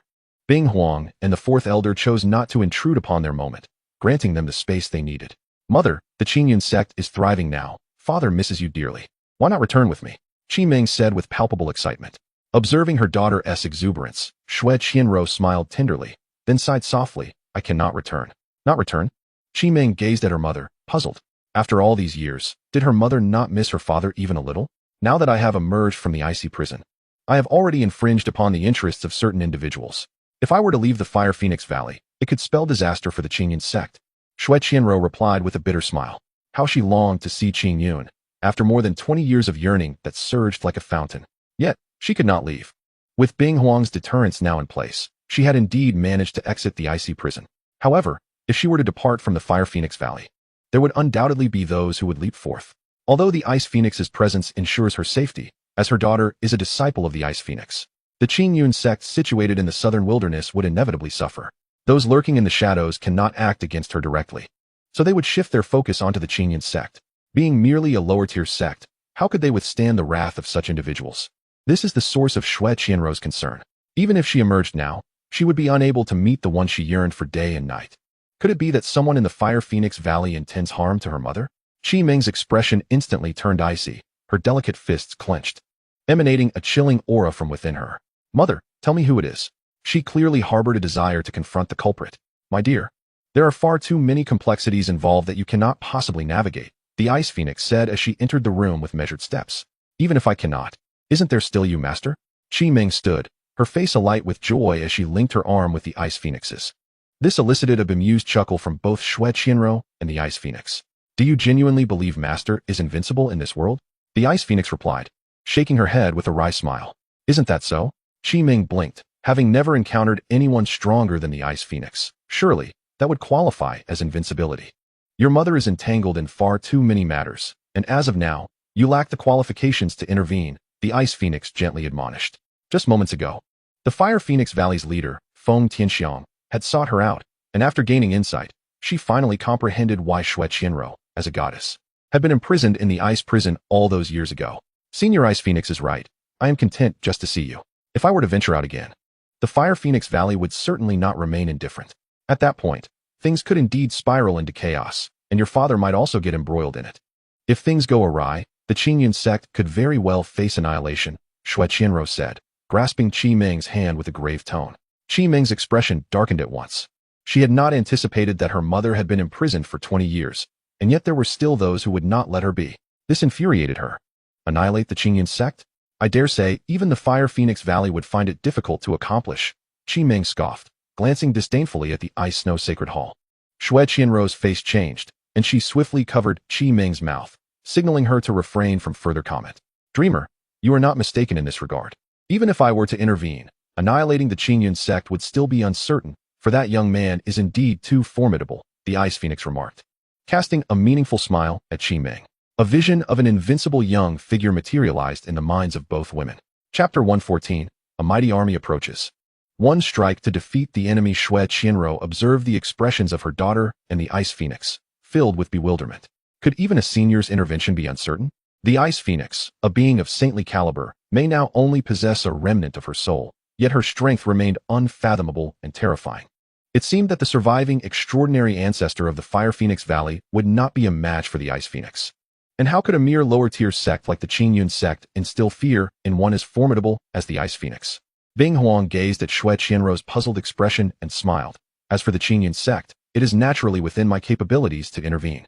However, as long as he is present, anyone who wishes to act against the Qingyun sect must first weigh the consequences of the impending retaliation. Who is he? Xue Qianrou inquired, somewhat confused. That you must ask the young lady. She knows better than anyone, Bing Huang replied, casting a meaningful glance at Qi Meng. Qi Meng's delicate face instantly flushed like fire, the crimson hue rapidly spreading.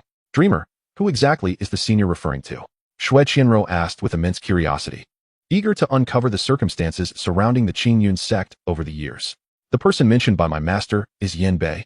Qi Meng, blushing fiercely, raised her gaze towards the direction of the southern wilderness, her beautiful eyes shimmering with a peculiar light. Thus, Qi Meng began earnestly to introduce Yan Bei to her mother. Xue Qianrou, aware of the numerous feats accomplished by Yan Bei, could not help but feel astonished.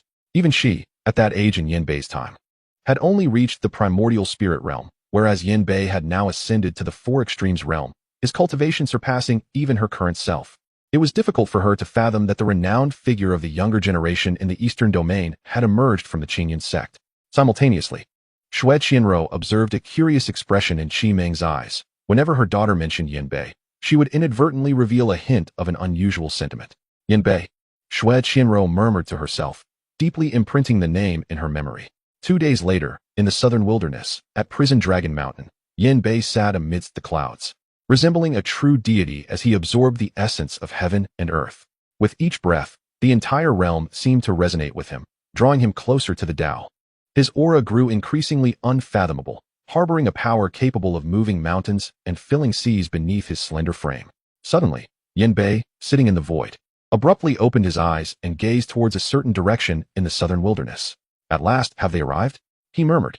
As soon as the words left his lips, a rumble echoed. The earth began to tremble violently, countless tiny stones quaking upon the ground. Subsequently, all disciples of the Qingyun sect beheld a dark mass of figures appearing not far from them. These were soldiers clad in armor, an aura of iron and blood permeating the entire atmosphere. Who is Yan Bei? Come forth. A thunderous voice boomed, and in an instant, a towering figure clad in golden battle armor appeared in the sky. This man exuded an aura as deep as the ocean, and with every gesture, a terrifying wave of spiritual energy radiated from him. He was Wang Batian, the master of the Tyrant Fist sect, a formidable Four Extremes realm expert. The faces of all Qingyun sect disciples paled in shock as they gazed at the scene unfolding outside their sect. The overwhelming circumstance left them greatly intimidated. Now, the Qingyun sect was besieged, with no avenue for escape. However, in the next moment, boom, a far more terrifying aura erupted above the Qingyun sect, as an immense and majestic figure materialized before their eyes. Yan Bei stood in the void, his gaze piercingly cold. Are you the Cloud Dragon King? He extended his hand, sweeping through the air, and an incredibly brilliant golden light enveloped the entire Qingyun sect, rendering the external forces incapable of penetrating even a fraction. This brought a collective sigh of relief from the members of the Qingyun sect. You are not yet worthy of invoking my brother's hand. I am Wang Batian, the master of the Baquan sect. Wang Batian's gaze was as cold as ice, locking onto Yan Bei with an overwhelming intent to kill. In the face of such murderous intent, Yan Bei merely smiled dismissively. You might as well drop the Wang and just call yourself a turtle. It sounds rather unflattering, doesn't it? In an instant, even some of Wang Batian's soldiers could not suppress their laughter, while members of the Qingyun sect joined in amusement. Yan Bei's jest was intended to alleviate the pressure on his comrades, sparing them from fear. Wang Batian's expression darkened considerably. What a sharp-tongued brat. You have slain my son Wang Li. Now you shall pay with your life. He raised his hand, and a formidable fist imprint coalesced in the air, crashing down toward Yan Bei with a thunderous roar. The onlookers were momentarily stunned. Witnessing a battle of such magnitude was indeed a rare privilege. Although a flicker of concern passed through the eyes of the Qingyun sect members, none fled. Instead, they stood resolutely in the plaza, praying for Yan Bei's safety. Confronted with the terrifying fist imprint, Yan Bei wore a smirk of contempt. He lifted a finger, pointing it outward. With a resounding boom, a colossal finger of light manifested in the void, slamming forcefully against the fist imprint. Upon contact, the fist imprint shattered without resistance, disintegrating under the might of Yin Bei's finger. Without pause, the gigantic finger surged onward, targeting Wang Batian. Wang Batian's expression shifted dramatically. He had exerted all his strength into that fist imprint, yet it was rendered utterly futile by his opponent. He had no time to react. Boom! The enormous finger pierced through the air with astonishing speed, striking Wang Batian with a deafening impact. With the force of the blow, a dark crimson spray of blood erupted from Wang Batian, sending him crashing into a distant mountain, which crumbled under the impact of his body. The mountain collapsed, burying him in its rubble, leaving his fate uncertain. Master! Someone rushed forward to extricate Wang Batian from the debris. At this moment, Wang Batian was covered in dust. His aura diminished, and a ghastly wound marred his chest. Had Yin Bei exerted even a fraction more force, his heart would have been pierced. The soldiers of the Yunlong kingdom were taken aback, unable to believe their eyes. The master of the Bakuan sect, a figure of the fourth extreme realm, had been so thoroughly defeated in a single exchange. If this was the caliber of the forces from the Yunlong kingdom, then none of you need consider leaving. Yin Bei stood in the void, his presence akin to the abyss, overshadowing the entirety of the approaching army. The might of tens of thousands could not rival his singular strength. Chapter 115. One against thousands, a human meat grinder general, what should we do? Within the ranks of the Yunlong kingdom's army, someone questioned a man clad in silver armor, their commander, the National Defense General. The National Defense General's expression was grave. The opponent's power had surpassed their expectations. Even the esteemed leader Wang was struck down by a single blow, rendering their quest a certain death. Although they marched forth with an army of 30,000, against such formidable adversaries, their numbers were utterly futile. Your Majesty is currently subduing the southern wilderness. I have dispatched a message, and he should arrive post-haste, intoned the Grand General of the kingdom. The ambition of Lord Yunlong knows no bounds. Although he claimed to seek vengeance for his son under the pretext of annihilating Yin Bei, upon arriving at the southern wilderness, he chose not to pursue vengeance immediately. Instead, he sought to seize control of the region. While the southern wilderness may be barren, it nonetheless represents a substantial territory, irresistibly alluring to a ruler of Lord Yunlong's stature. Thus, he resolved to first conquer the southern wilderness, incorporating it into the realm of the Yunlong kingdom, and only then would he exact his revenge. By that time, the entire southern wilderness would be under his dominion, and Yin Bei would find it impossible to escape. In a certain area of the southern wilderness, a formidable man clad in a bright yellow robe clutched a transmission talisman, his countenance dark with fury. Incompetent fools! Lord Yunlong roared in exasperation. After several days, the majority of the southern wilderness had fallen under his control, and in mere hours, he would fully dominate the region. Yet, he had not anticipated that Wang Batian would defy his orders and venture forth to seek vengeance on his own. The news that Wang Batian had been severely wounded by Yin Bei only fueled Lord Yunlong's rage. Had Wang Batian waited just a few more hours to solidify his conquest of the southern wilderness, he could have unleashed his entire force against Qingyun's sect. Who could have withstood such might? Despite Yin Bei's overwhelming power, Lord Yunlong had contingencies.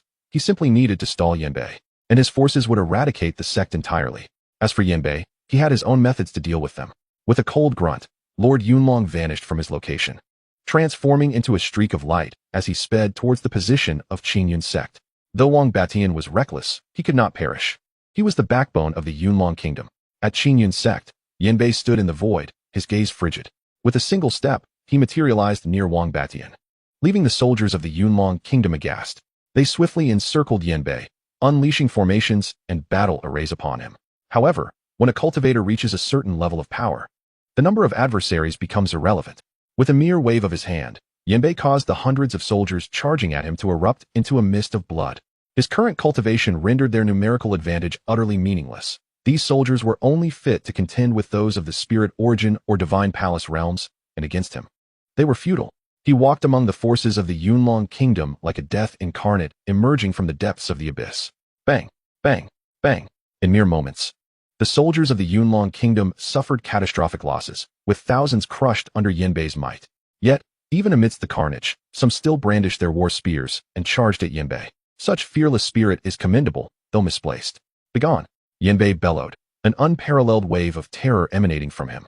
Within a radius of 100 meters centered around him, any who dared to approach would meet their demise. In the face of his adversaries, Yin Bei had never shown mercy, even if some soldiers were innocent. Those who sought his life would never escape his wrath. The fallen were all those who aimed to slay him for glory, and Yin Bei bore no burden of guilt in his heart. He moved through the ranks of the Yunlong Kingdom's army like a relentless meat grinder. The disciples of the Qingyun sect, witnessing such a terrifying scene, were rendered utterly speechless. "Is this truly our senior brother Yin Bei?" gasped a strikingly beautiful female disciple. Her face drained of color. At that moment, Yin Bei emanated an aura akin to that of a hellish demon, instilling fear in all who beheld him, a stark contrast to his typically gentle demeanor. Qingyun and the others were shaken, for Yin Bei's power was frightfully overwhelming. The soldiers of the Yunlong Kingdom were no match for him. It was not as if they were surrounding Yin Bei, but rather, he had enveloped the entire army. "Retreat. Do not approach." Wang Batian managed to rise, commanding his troops. Yin Bei's cultivation was beyond the capacity of the army to challenge. Any who dared to advance would undoubtedly perish. All present beheld a clearing of 100 meters amidst the dark mass of Yunlong soldiers, where stood a remarkably handsome young man clad in white. Despite having slain thousands, his attire remained unblemished by blood. "You still have the strength to stand. But that is where it ends," Yin Bei remarked with a faint smile, observing Wang Batian's anguished expression. Surrounded by tens of thousands, he remained unfazed, exuding an air of tranquility. He reached out a massive hand towards Wang Batian. "Sectmaster." Everyone gasped. Yet, Yin Bei's hand was as immovable as a celestial pillar, untouched by any force. Just as he was about to seize Wang Batian, a chilling voice reverberated from the distant horizon. "Stop!" A terrifying presence erupted, racing towards them at an astonishing speed. A figure donned in a resplendent yellow robe arrived, extending a hand that collided with Yin Bei's. The impact of their clash unleashed a shockwave that obliterated 1,000 soldiers in an instant. The king of Yunlong, witnessing the blood-soaked ground and the dwindling forces, felt his heart bleed. These 30,000 soldiers were the elite of the Yunlong kingdom, and he had not anticipated such catastrophic losses. Had he arrived even a moment later, the entire army might have been annihilated. Gazing at Yin Bei, the king's expression hardened as he retrieved a golden pill from his storage ring and administered it to Wang Batian. Meanwhile, Yin Bei scrutinized the king of Yunlong, whose aura was as deep as an abyss, boasting a cultivation level at the 8th layer of the Four Extremes realm. Their gazes clashed in the void, causing the very spiritual energy of heaven and earth to convulse. Without uttering a word, the two charged forth simultaneously, engaging in battle. Boom! The void shattered, revealing terrifying fissures. Countless onlookers could only watch in awe as the clash of these two formidable beings shook the heavens and left them in stunned silence. "You, young one, have achieved such a remarkable level of cultivation. It seems you cannot be spared." The king of the Cloud Dragon felt an increasing dread as he realized that Yin Bei's powers were not inferior to his own. His strength was truly terrifying, with each clash causing damage to his very core. Yin Bei's golden aura permeated the heavens and the earth, his battle spirit reaching its zenith, radiating an invincible conviction that instilled fear in all who beheld him. Chapter 116. The Defeat of the King of the Cloud Dragon. The arrival of the extraordinary above the Azure Cloud sect. Two incredibly formidable figures were locked in combat. With every strike, the void shattered, revealing horrifying rifts in space. This overwhelming aura caused the disciples of the Azure Cloud sect to break into a cold sweat for Yin Bei. And the soldiers of the Kingdom of the Cloud Dragon felt similarly. They had not anticipated that even with their king's intervention, Yin Bei could withstand him. His presence could equally contest with the king of the Cloud Dragon, perhaps even surpassing him. Is this the extent of his strength? Yin Bei scoffed, raising his hand to press down upon the king of the Cloud Dragon. Boom! A resplendent golden hand descended upon the king, its terrifying power suppressing the very heavens. The king of the Cloud Dragon's expression shifted. The might of this golden hand felt as though the ancient sky itself was crashing down, instilling a profound fear within him. A glance towards his remaining troops, over 20,000 soldiers beneath him, darkened his countenance. If he were to retreat now, Yin Bei would undoubtedly annihilate them without hesitation. These were the elite of the Kingdom of the Cloud Dragon. They could not perish. Taking a deep breath, the king of the Cloud Dragon roared skyward, Cloud Dragon Palm. This was his self-created palm technique, possessing boundless power, having once defeated a formidable adversary of the same rank. Boom! When their palms collided, the heavens trembled, and a cataclysmic wave of energy erupted as if a nuclear explosion had occurred, sending all the soldiers below hurtling away. Bang! A figure burst forth from the center of the explosion. It was the king of the Cloud Dragon. At this moment, his garments lay tattered, his palms stained with blood, hanging limply. In a single blow, Yin Bei had dislocated his right arm. As the clouds swirled in the sky, Yin Bei's figure re-emerged, appearing as serene as ever.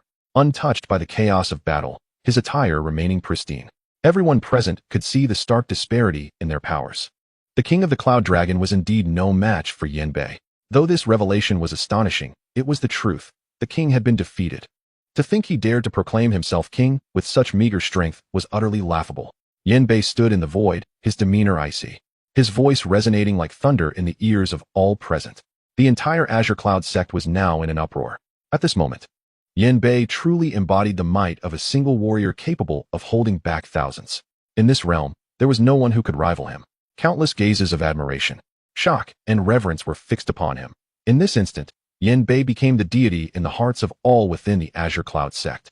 In stark contrast, the morale of the kingdom of the Cloud Dragon's army plummeted, as everyone looked upon Yin Bei with trepidation. He truly resembled a god, suffocating all beneath his overwhelming presence. At this moment, King Yunlong collapsed to the ground, blood continually spilling from his mouth as he cast a venomous glare at Yin Bei. He had never anticipated that he would be outmatched by such a young adversary. Yet, he remained unfazed, for he had long since prepared contingencies and devised a foolproof plan. Today, no matter how formidable Yin Bei might be, he would not escape. Brother Hao Yin, do you intend to merely spectate from above? King Yunlong bellowed, standing once more and addressing the void around him. Yin Bei's gaze sharpened suddenly, as his consciousness surged outward like a tidal wave. Somewhere in the ether, two figures stood. One, a man with thick black hair clad in a flowing black robe, emanated an air of transcendent otherworldliness. The crescent moon emblem on his chest was particularly striking. He was Shui Haoyin, the leader of the moon-worshipping demon sect. The other figure was an elderly man, whose presence was unassuming and as humble as that of a rural farmer. Yet Shui Haoyin regarded him with profound respect, rendering him inscrutable. It seems King Yunlong has met his match. Senior, please wait a moment. I shall return shortly, Shui Haoyin said, cupping his hands in reverence towards the elder. Go ahead. But that young lad is quite intriguing.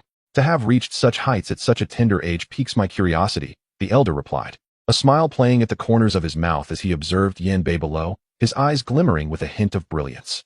Does your esteemed self suggest that I spare his life? Shui Haoyin inquired, a troubled expression crossing his face. He did not wish for Yin Bei to earn the elder's favor and potentially become his disciple. After all, he had previously battled Yin Bei in the wilds, arriving here with the intent to kill. If Yin Bei were to become the elder's disciple, it would undoubtedly pose significant challenges for him in the future. Settle your own grievances. There is no need to concern yourself with me. Moreover, two tigers cannot coexist on the same mountain. Although he possesses extraordinary talent, your young master is no less remarkable, the elder replied with a gentle smile, though he did not explicitly instruct Shui Haoyin. Young master. Shui Haoyin's heart trembled. The elder's stature was undoubtedly immense. To be referred to as young master by such a figure implied a terrifying potential.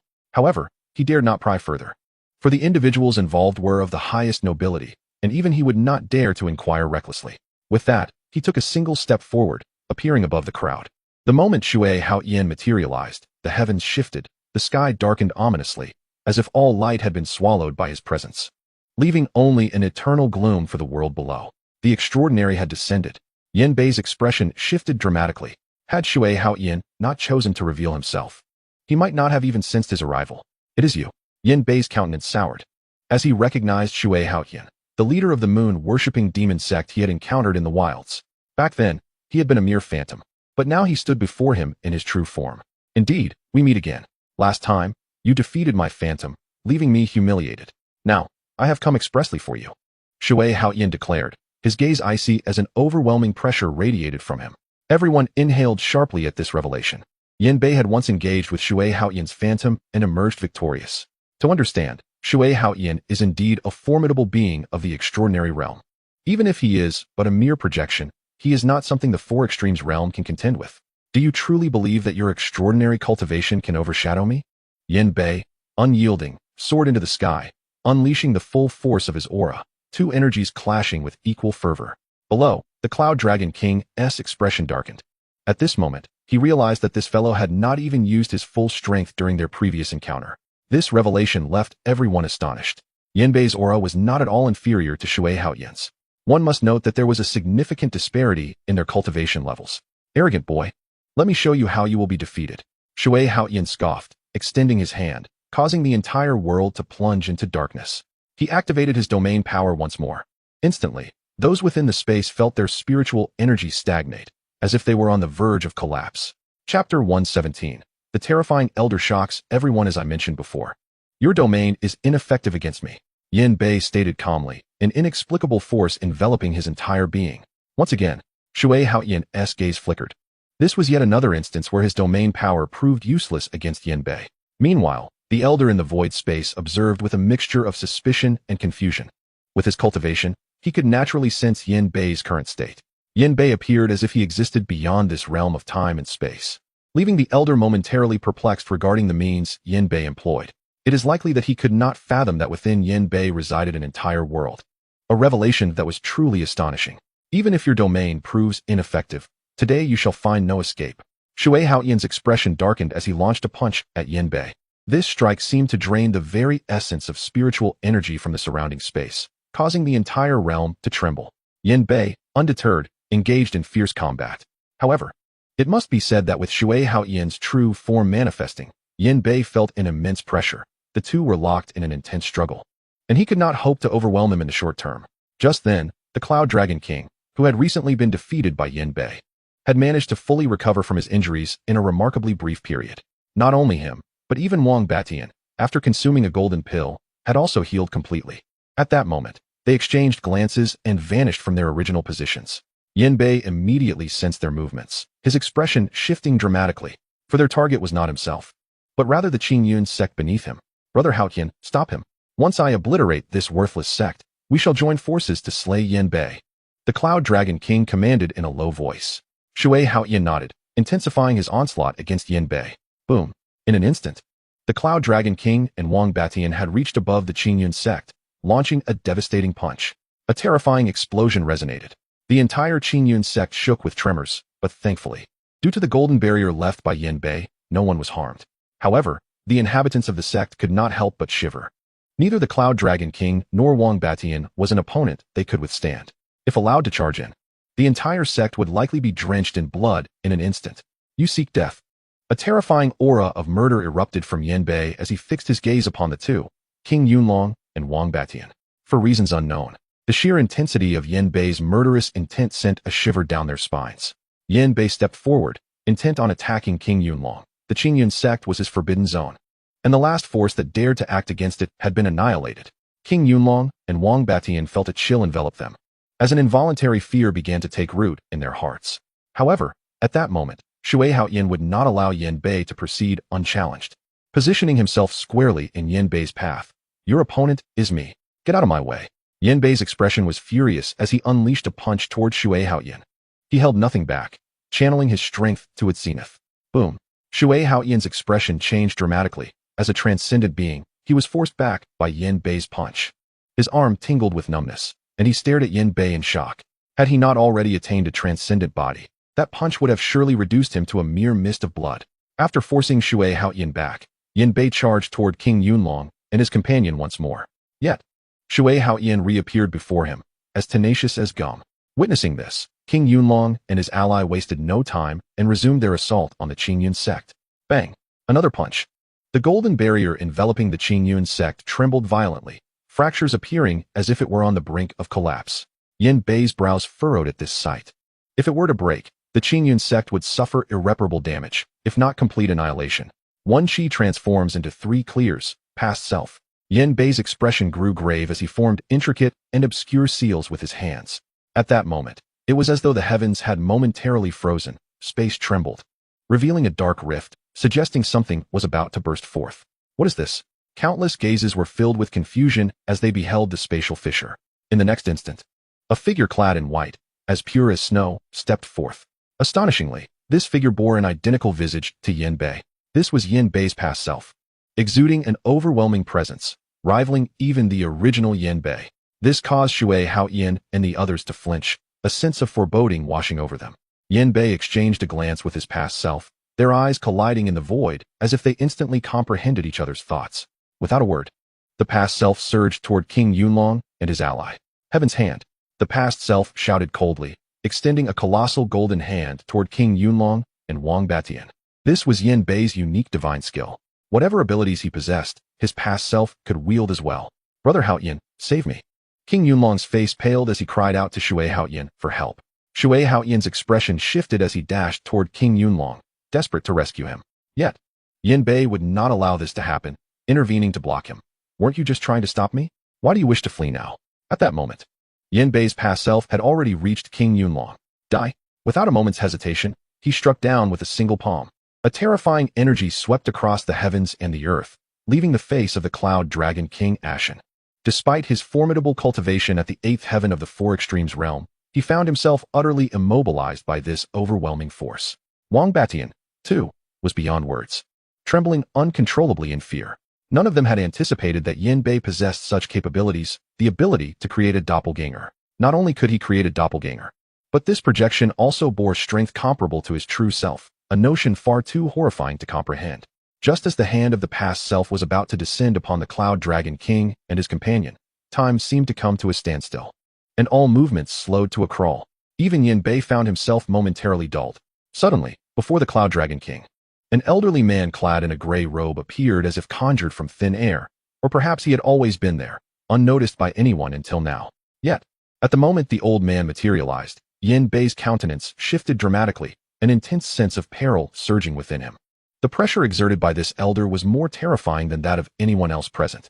With a mere gesture, the old man effortlessly shattered the colossal hand summoned by the past self, reducing it to ethereal energy that dispersed into the cosmos. Water Haoyan, observing the old man's emergence, was equally astounded.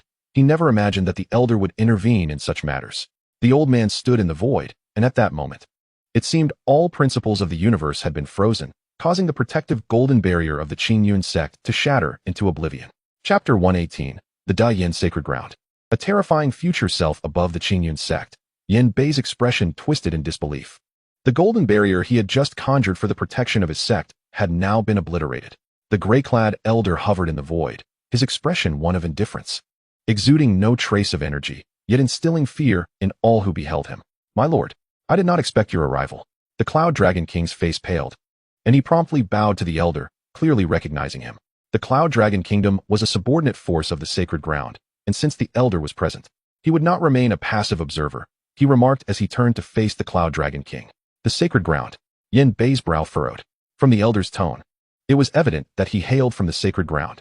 Thank you, my lord, for your timely assistance. I am eternally grateful. The Cloud Dragon King bowed again to the elder. In truth, the Cloud Dragon Kingdom was far more complex than it appeared. It was not merely a kingdom, but one of the affiliated forces of the Da Yin sacred ground in the eastern region. Every year, the Cloud Dragon King would contribute numerous resources and treasures to the Da Yin sacred ground in exchange for protection. Without this safeguard, it would be impossible for him to maintain the peace of his realm with his mere Four Extremes realm strength. Thanks to the protection of the Da Yin sacred ground, few dared to challenge the Cloud Dragon Kingdom in the eastern region. Now, protected by the elder, the Cloud Dragon King glared at Yin Bei with icy disdain. Yin Bei had caused him to lose 2 offspring, and moments ago, he had nearly faced execution. Were it not for the intervention of this elder from the Da Yin sacred ground, he would have been reduced to nothingness. With the golden barrier now shattered, he would not let this opportunity slip away. You have slain my offspring. Now let the lives of these sect members be your recompense. The Cloud Dragon King's expression darkened with malice as he swiftly charged towards the Qingyun sect. As Yin Bei's countenance drastically changed, he swiftly moved to thwart the actions of King Yunlong. At that moment, the old man unexpectedly huffed coldly, declaring, "In my presence, you dare to display such ferocity." He extended his withered hand, pressing it into the void, instantly immobilizing Yin Bei's past self in place. "Should you dare to harm them, I shall obliterate your entire nation." In that instant, Yin Bei's true form was consumed by unparalleled fury, and he let out a thunderous roar that echoed toward the heavens, channeling his power to its zenith. The golden essence within him surged forth, a terrifying force that rent the very fabric of reality, propelling a single punch that sent Shui Haoyan flying. King Yunlong, who was en route to Qingyun sect, felt his expression shift dramatically as an overwhelming sense of murderous intent enveloped him. Yet, with no choice but to act, he set his gaze resolutely forward, hastening toward Qingyun's sect with renewed ferocity. The faces of Qingyun and the others contorted in alarm. "Retreat quickly. I will hold him off," one called out, unleashing his own cultivation at the 5th level of the Yuanshan realm. "A mere Yuanshan, and you think you can hinder me?" King Yunlong scoffed derisively. "Step aside." Yin Bei, in a state of rage, glared at the old man in gray, his eyes aflame with wrath. The boundless aura of murderous intent swept through the heavens, causing the gray-clad elder to feel a tremor of fear within. Such a young age, yet with such a heavy killing intent, You shall undoubtedly become a formidable demon in the future. You cannot be allowed to live. The gray-clad elder declared coldly, positioning himself before Yin Bei and employing his mystical arts to bind him with an inexplicable force. Observing Yin Bei's confinement, King Yunlong erupted in maniacal laughter, resembling a wolf amidst a flock of sheep, poised to unleash a massacre. No, Yin Bei roared, his eyes ablaze with desperation. He exerted every ounce of strength to break free, but the elder's power was insurmountable, rendering even the slightest movement a Herculean task. What to do? Yin Bei's heart plummeted to despair. The situation had spiraled beyond his control. Yet, he understood that in dire circumstances, maintaining composure was paramount. Suddenly, a thought struck him. The future self. I still possess the future self. Summoning the future self would entail bearing immense karmic consequences. Yet at that moment, he could afford no hesitation. This was the last card he had to play. Transforming into the three pure ones, let the future self manifest. Yin Bei growled, internally reciting the incantation. Boom. The entire expanse seemed to erupt as if something had detonated. Time appeared to freeze, and all eyes turned to the sky in astonishment. There, a rift hundreds of feet long tore through the heavens. An aura emanating from within sent tremors throughout the ages, as though a terrifying entity was on the verge of descending. What is this? The gray-clad elder's expression shifted dramatically, the energy radiating from the rift plunging him into a state of icy dread. Not only him, all across the southern wilderness, people gazed upward in horror. The overwhelming aura was so vast it compelled one to yield. Boom. The void shattered, time and space spiraled into chaos, and the malevolent presence from the rift appeared to draw ever closer, its oppressive aura becoming increasingly palpable. Bang! Before the arrival of the figure, the elderly man clad in gray found himself unable to withstand the overwhelming pressure, collapsing to his knees with a resounding thud, his knees shattering and spilling forth a pool of blood. He was not alone. At that moment, every inhabitant of the Cloud Dragon Kingdom had also fallen to their knees, their eyes filled with terror as they gazed skyward. What have you done? The gray-clad elder bellowed at Yin Bei, his voice trembling with shock. Yet, Yin Bei paid him no heed, fixated instead on the rift in space. With a thunderous crash, the fabric of space began to collapse, countless strands of time fracturing and revealing layers of time tunnels. At the far end of this temporal corridor stood a figure of unimaginable terror, towering like an ancient deity. His eyes shone like two resplendent suns, surveying the realm before him. The figure remained still, yet an immeasurable force enveloped all present, as if a mere thought from him could reduce them to dust. Yin Bei was equally awestruck as he gazed at the rift. The future self had descended. In that moment, their gazes collided, resulting in Yin Bei's mind being flooded with fragmented glimpses of the future. He envisioned himself battling divine beings among the stars, witnessing worlds transition from prosperity to ruin. The future self was poised to step through the rift, intent on descending into the southern wilderness. However, at that very instant, boom, as he merely placed one foot forward, the void within a 10,000-mile radius crumbled instantaneously, causing the entire southern wilderness to tremble as though it could not endure the weight of the future self's power. The gray-clad elder's brow twitched in alarm, his expression one of sheer terror. Who was this being? Merely attempting to descend created such chaos. Having taken just a single step, the southern wilderness nearly shattered. Could the eastern domain truly bear the presence of such a formidable entity? The future self furrowed his brow, sensing the frailty of this realm, and withdrew his foot. At that moment, the void regained its tranquility. Yet, his aura still loomed over the area. A cold snort echoed, reminiscent of the heavens collapsing, and the gray-clad elder was immediately suppressed, forced to prostrate on the ground, coughing blood, his breath faltering as he teetered on the brink of demise. The elder's eyes widened in horror as he realized that the figure was not of this world. They were separated by an entire realm. Yet even so, a mere cold snort nearly shattered his being. It must be noted that he was a half-saint. Between the extraordinary ninth heaven and the saint level lies a realm known as half-saint, and the elder had one foot firmly planted in that legendary echelon. Seeing the elder still alive, the future self appeared displeased, slightly raising his hand, as if to annihilate them all from afar. But just then, boom, from the rift in space, a shattering sound erupted, and a terrifying aura emanated from within, rivaling even that of the future self. Yin Bei's expression shifted. He understood the implications. A fearsome being had traversed the river of time and arrived in the present moment. As he invoked the temporal laws to summon his future self, he believed it would aid him in confronting his foes. However, this act inadvertently unveiled the coordinates of this realm and time, attracting terrifying entities from the upper currents of time, who now crossed the river of time to arrive here. Boom! The void shattered, and a grotesquely formidable beast, as immense as the stars, emerged from the rift in space, exuding an aura of supreme power that seemed to suppress the heavens. Even more alarming was the terrifying figure atop the beast, enveloped in divine light, with 9 resplendent halos radiating from behind. After eons of searching, I finally encountered a being capable of rivaling me. The formidable figure atop the beast spoke, his voice resonating like the celestial sound of the Tao, causing the entire southern wilderness to tremble, as space itself threatened to collapse. Fortunately, the future self gently soothed the chaos, restoring tranquility to the southern wilderness once more. Countless gazes, filled with shock, turned skyward. At this moment, whether from the southern wilderness or the eastern domain, powerful beings observed, yet none dared to approach. Feeling the overwhelming aura that permeated the area, after countless ages, Yanbei inhaled sharply. The terrifying figure upon the beast had traversed the river of time, seeking a rival worthy of its might.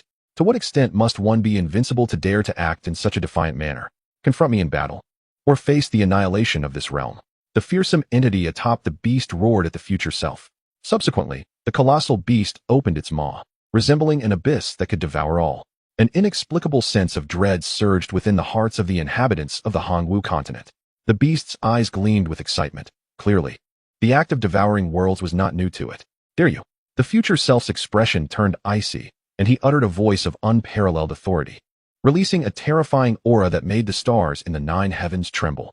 Sensing the pressure of the future self's energy, the beast's eyes flickered with a hint of fear, and its gaping maw began to close.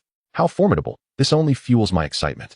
The fearsome man laughed heartily, his body trembling with exhilaration, his eyes filled with boundless combat fervor.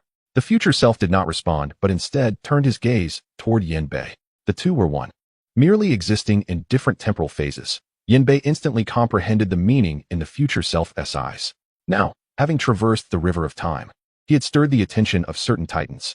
If they did not depart swiftly, they risked inflicting unbearable harm upon this realm, perhaps even its annihilation. Currently, Yanbei's strength was still too feeble. Summoning the future self could not conceal the heavenly mysteries.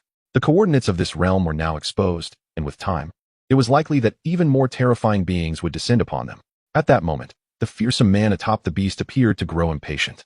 His aura began to surge violently, causing the entire Hongwu continent to tremble. If you desire battle, I shall oblige. It has been countless ages, and you are the first to reignite the dormant battle blood within me. Come. The future self regarded the man atop the beast with an expression of indifference, his terrifying aura tearing through the heavens and the earth. Suddenly, with a sweeping motion of his hand, the rift in space sealed itself, and both his future self and the colossal beast of a man vanished in an instant. On this day, the very fabric of time trembled violently. 2 formidable beings clashed within, shattering countless moments and obliterating vast stretches of the starry expanse. Meanwhile, on the side of Yanbei, tranquility returned to the southern wilderness after their departure. At this moment, Yanbei's back was entirely soaked in cold sweat, as the immense pressure exerted by the beast had been unparalleled. Only now, in the aftermath, did he comprehend the terrifying nature of his recent actions. Had it not been for the overwhelming strength of his future self, the entire world might have faced annihilation, and he would have met a dreadful demise on the spot. His actions had indeed altered the course of destiny. The future would see the emergence of a formidable adversary. This was the consequence of his invocation of time's power to summon his future self. Regaining his senses, Yanbei surveyed the scene. The army that had come to Qingyun's sect was completely obliterated by the aura emitted by the colossal beast, while the members of Qingyun's sect, under the protection of his future self, had merely fainted without serious harm. At that moment, the Cloud Dragon King stood trembling, his body quaking uncontrollably. The events that had transpired were simply too horrifying. What kind of existence was of such a caliber? Even the gray-robed elder, a semi-saint, now exuded a feeble aura, as if his very essence had been extinguished. Kill, Yanbei uttered coldly. A brilliant golden light flashed as his past self, wielding a hand like a blade, struck towards the Cloud Dragon King and Wang Batian. The Cloud Dragon King's expression shifted in alarm as he attempted to resist, only to discover that he possessed not a shred of strength. No, he held. Yet, the past self offered him no respite. Whoosh! The golden light flashed, and his head was severed from his body. Thus fell a once great emperor. Wang Batian too was instantly slain by the past self, blood gushing forth in torrents. Water Haoyan and the gray-robed elder watched the scene unfold, their expressions shifting dramatically. Now it's your turn. Yanbei's icy gaze fixated on the gray-robed elder. Had it not been for this man's interference, he would not have been forced into such dire straits today. This man had to die. Without a moment's hesitation, Yin Bei transformed into a bolt of lightning, hurtling towards the gray-robed elder. The elder's face paled. Despite his semi-saint cultivation, he had sustained grievous wounds under the chilling disdain of the future self and possessed no strength left to fight. He hastily produced a talisman, desperate to escape. "Kid, I will remember you." The gray-robed elder spat venomously as he crushed the talisman. Boom.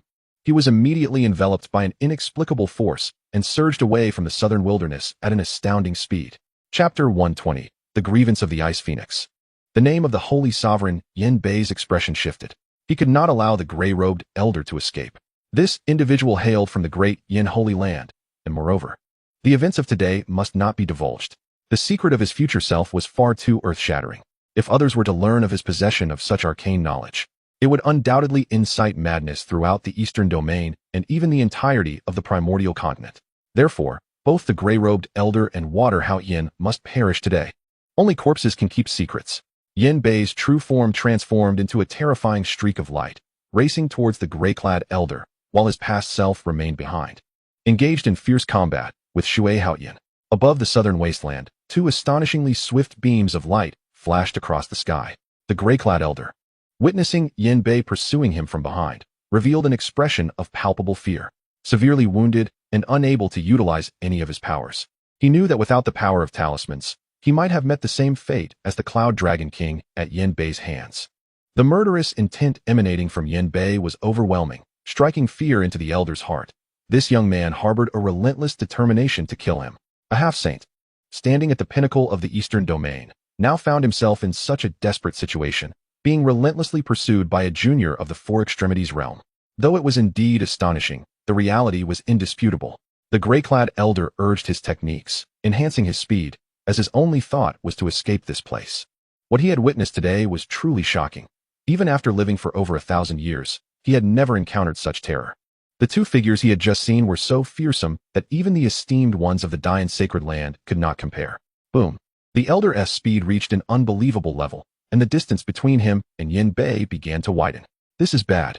Yin Bei's expression suddenly changed as he gazed ahead, because less than 100 miles away, there was a shimmering portal that pierced through heaven and earth. A gateway out of the southern wasteland. If he could pass through this portal, he would be transported directly out of the southern wasteland and into the Eastern Domain. If he left the southern wasteland after such a grand pursuit, it would undoubtedly attract the attention of powerful beings, and that would surely lead to trouble. Moreover, if the gray-clad elder managed to return to the Dian Sacred Land, he would face the wrath of a sacred place. At that point, it would be difficult for Yin Bei to find refuge anywhere in the Eastern Domain, being pushed to such a predicament by a half-saint. If a true saint were to descend, he might not even have time to summon his future self. Yin Bei's complexion darkened, and despair sank deep within his heart.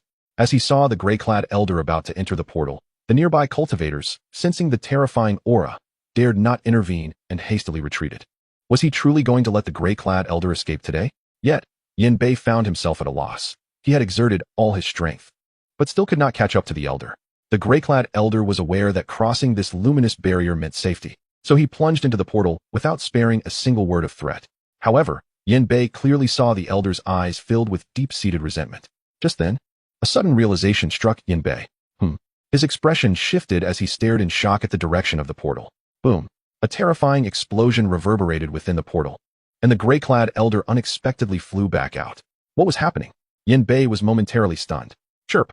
Suddenly, a piercing cry echoed from within the portal, and a gigantic ice phoenix, shimmering like crystal, soared out, directly crashing into the gray-clad elder. Sizzle. With a single strike, the gray-clad elder was sent flying dozens of miles away. Yin Bei gazed at the colossal ice phoenix, his eyes shimmering with astonishment, as if recollecting something profound. At that moment, a slender figure gradually emerged from the teleportation portal. This was a woman of icy demeanor and unparalleled grace, her every gesture imbued with an aura of sacred and unassailable nobility. Indeed, the visitor was none other than the Ice Phoenix. Ice Phoenix, esteemed elder, what brings you here? Yin Bei exclaimed, his expression brightening at the sight of her. Although his interactions with the Ice Phoenix had been few, he was well aware that she harbored no ill will towards him and placed great importance on Qi Ming's ice soul profound body. In the Tian-E secret realm, she had once intervened to restore his crippled leg to its former state. When the sovereign of the secret realm had appeared, her efforts to extricate him had left her somewhat injured. I did not wish to come, but that little girl insisted. However, young man, you are quite audacious. Upon my arrival, I see you pursuing a semi-saint with merely your 4 extremes realm cultivation, the Ice Phoenix remarked, a hint of astonishment flickering in her eyes as she regarded Yin Bei. With her cultivation level, she could easily discern the power of the gray-clad elder. A semi-saint, gravely wounded and fleeing in such a disheveled manner, was being pursued by a mere youth of the 4 extremes realm. Should this news spread, it would surely terrify many. Ice Phoenix, why do you obstruct my path? Does the Fire Phoenix Valley seek to wage war against the Dalian Holy Land? The gray-clad elder's expression shifted dramatically upon seeing the Ice Phoenix. As a semi-saint, he was well aware of her identity. Are you affiliated with the Dalian Holy Land? The Ice Phoenix's gaze turned to the gray-clad elder. As he bore no Holy Land insignia, she had not discerned his identity. I am Wu Bao, an elder of the Dalian Holy Land. The gray-clad elder declared solemnly, invoking the name of the Holy Land in hopes of instilling trepidation in the Ice Phoenix. Yet, it seemed he had miscalculated. Dalian Holy Land, the Ice Phoenix muttered twice, a cold smile gracing her lips. You, young one, likely do not comprehend what the Dalian Holy Land signifies for me. What do you mean? Wu Bao's expression shifted, confusion clouding his understanding of the Ice Phoenix's words. Yet an ominous foreboding began to stir within him. 1,000 years ago, during the Battle of the Phoenix Feather Holy Land, your Dalian Holy Land's sacred sovereign did not refrain from employing underhanded tactics. Had he not betrayed me and the Fire Phoenix at the critical moment, they would not have perished. The Ice Phoenix's aura suddenly turned icy and fierce. Even Yin Bei felt a bone-chilling coldness that threatened to freeze him. Simultaneously, Yin Bei was struck with astonishment. The downfall of the Phoenix Feather Holy Land a millennium ago was perhaps far more complex than he had imagined. Even the sacred sovereign of the Dalian Holy Land had been involved. Now, with but a remnant of my soul remaining, had I been in full form, I would have already descended upon your Dalian Holy Land to slay the sacred sovereign. But now, encountering a semi-saint of the Dalian Holy Land, let us settle some interest first. The Ice Phoenix extended her jade hand towards Wu Bao. At that moment, the entire southern wilderness seemed to plunge into winter, the ground before the teleportation portal transforming into frozen earth. The Ice Phoenix's aura resonated with the very heavens, her saintly might utterly unstoppable. At this moment, Wu Bao's expression shifted dramatically. He had never anticipated that there existed such a profound enmity between the Dalian Sacred Land and the Huangyu Sacred Land. Having lived for nearly a millennium, he had never heard of this historical grievance. 1,000 years ago, the renowned Fire Phoenix and Ice Phoenix fell due to the actions of the sacred sovereign. Chapter 121, Slaying the Half-Saint. Annihilating the demon sect leader, Wu Bao sought to summon the power of his talisman to escape. Yet he discovered that the talisman in his grasp had been frozen into mere shards of ice, reduced to powder with the slightest touch. This was the true might of a saint. At this moment, the Ice Phoenix's murderous intent was completely locked onto him, leaving him with no avenue of escape. Even if he were fully healed, he would still be no match for the Ice Phoenix, even if she were but a wisp of her former soul. Spare me, Wu Bao pleaded as he knelt on the ground, utterly disregarding his dignity. After cultivating for a millennium to reach the half-saint realm, how could he resign himself to such a fate? To beg for mercy? It was truly laughable, reminiscent of the sacred sovereign kneeling before those individuals back then. A flicker of disdain appeared in the Ice Phoenix's eyes as she abruptly clenched her delicate hand. Boom. As a half-saint level powerhouse, Wu Bao was instantly frozen into an ice sculpture. As the Ice Phoenix released her grasp, bang, the ice sculpture that was Wu Bao shattered, scattering into icy particles throughout the sky. Gulp. Yin Bei, witnessing Wu Bao's demise, couldn't help but swallow hard. Women are not to be trifled with, even if they are merely a female Ice Phoenix. After slaying Wu Bao, the Ice Phoenix's aura once again subdued, and the temperature in the southern wilderness gradually returned to normal, restoring those cultivators who had been frozen into blocks of ice. Speak quickly if you have any troubles. I shall resolve them for you in one go. I have no time to waste, the Ice Phoenix coldly addressed Yin Bei. After much persuasion from Qi Ming, the Ice Phoenix ultimately decided to venture to the southern wilderness. This decision was motivated not only by her concern for Qi Ming, but also by her high regard for Yin Bei's potential. In the current era of the Sacred Lands, all outstanding talents had joined the ranks of the Sacred Lands, significantly bolstering their strength. The Ice Phoenix, seeking vengeance, realized that relying solely on herself would be insufficient. She now needed to cultivate talented youths. Yin Bei and Qi Ming emerged as the most suitable candidates in her eyes. This was also the reason why the Ice Phoenix had intervened multiple times to assist Yin Bei, not wanting to see him fall. Only a prodigy like Yin Bei held the potential to challenge the Sacred Lands in the future. Suddenly, Yin Bei jolted back to reality. Senior, I must confess, there is indeed something. He immediately recalled the fierce battle with his past self that was still ongoing, with the two locked in a relentless clash. The Ice Phoenix narrowed her beautiful eyes. What was meant to be a polite exchange had turned into the boy taking liberties. Subsequently, Yen Bei led the Ice Phoenix back to the Qingyun sect. Upon arrival, the Ice Phoenix observed Yen Bei and his past self with great curiosity. Through her keen eyesight, she was unable to discern which of the two was the true entity. Their auras were indistinguishable, and even the rhythm of their internal energies and their combat techniques were entirely the same. Is this the extent to which a doppelganger technique can reach? Typically, such techniques serve only as illusions to confuse adversaries. The avatar not only possessed the strength of its original form, but from its eyes, the Ice Phoenix also discerned a glimmer of wisdom. Astonishingly, this avatar possessed its own consciousness. This was utterly incredible. Yen Bei, observing the perplexed expression on the Ice Phoenix's face, understood her thoughts and promptly retracted his past self. Today, we concede defeat here. With the restraint of his past self lost, Shui Haoyan had no desire to continue the fight. He turned and fled without a second thought. The events of the day were indeed terrifying. Half-saint-level experts fleeing, countless lives extinguished, and even he felt a chill rising within him.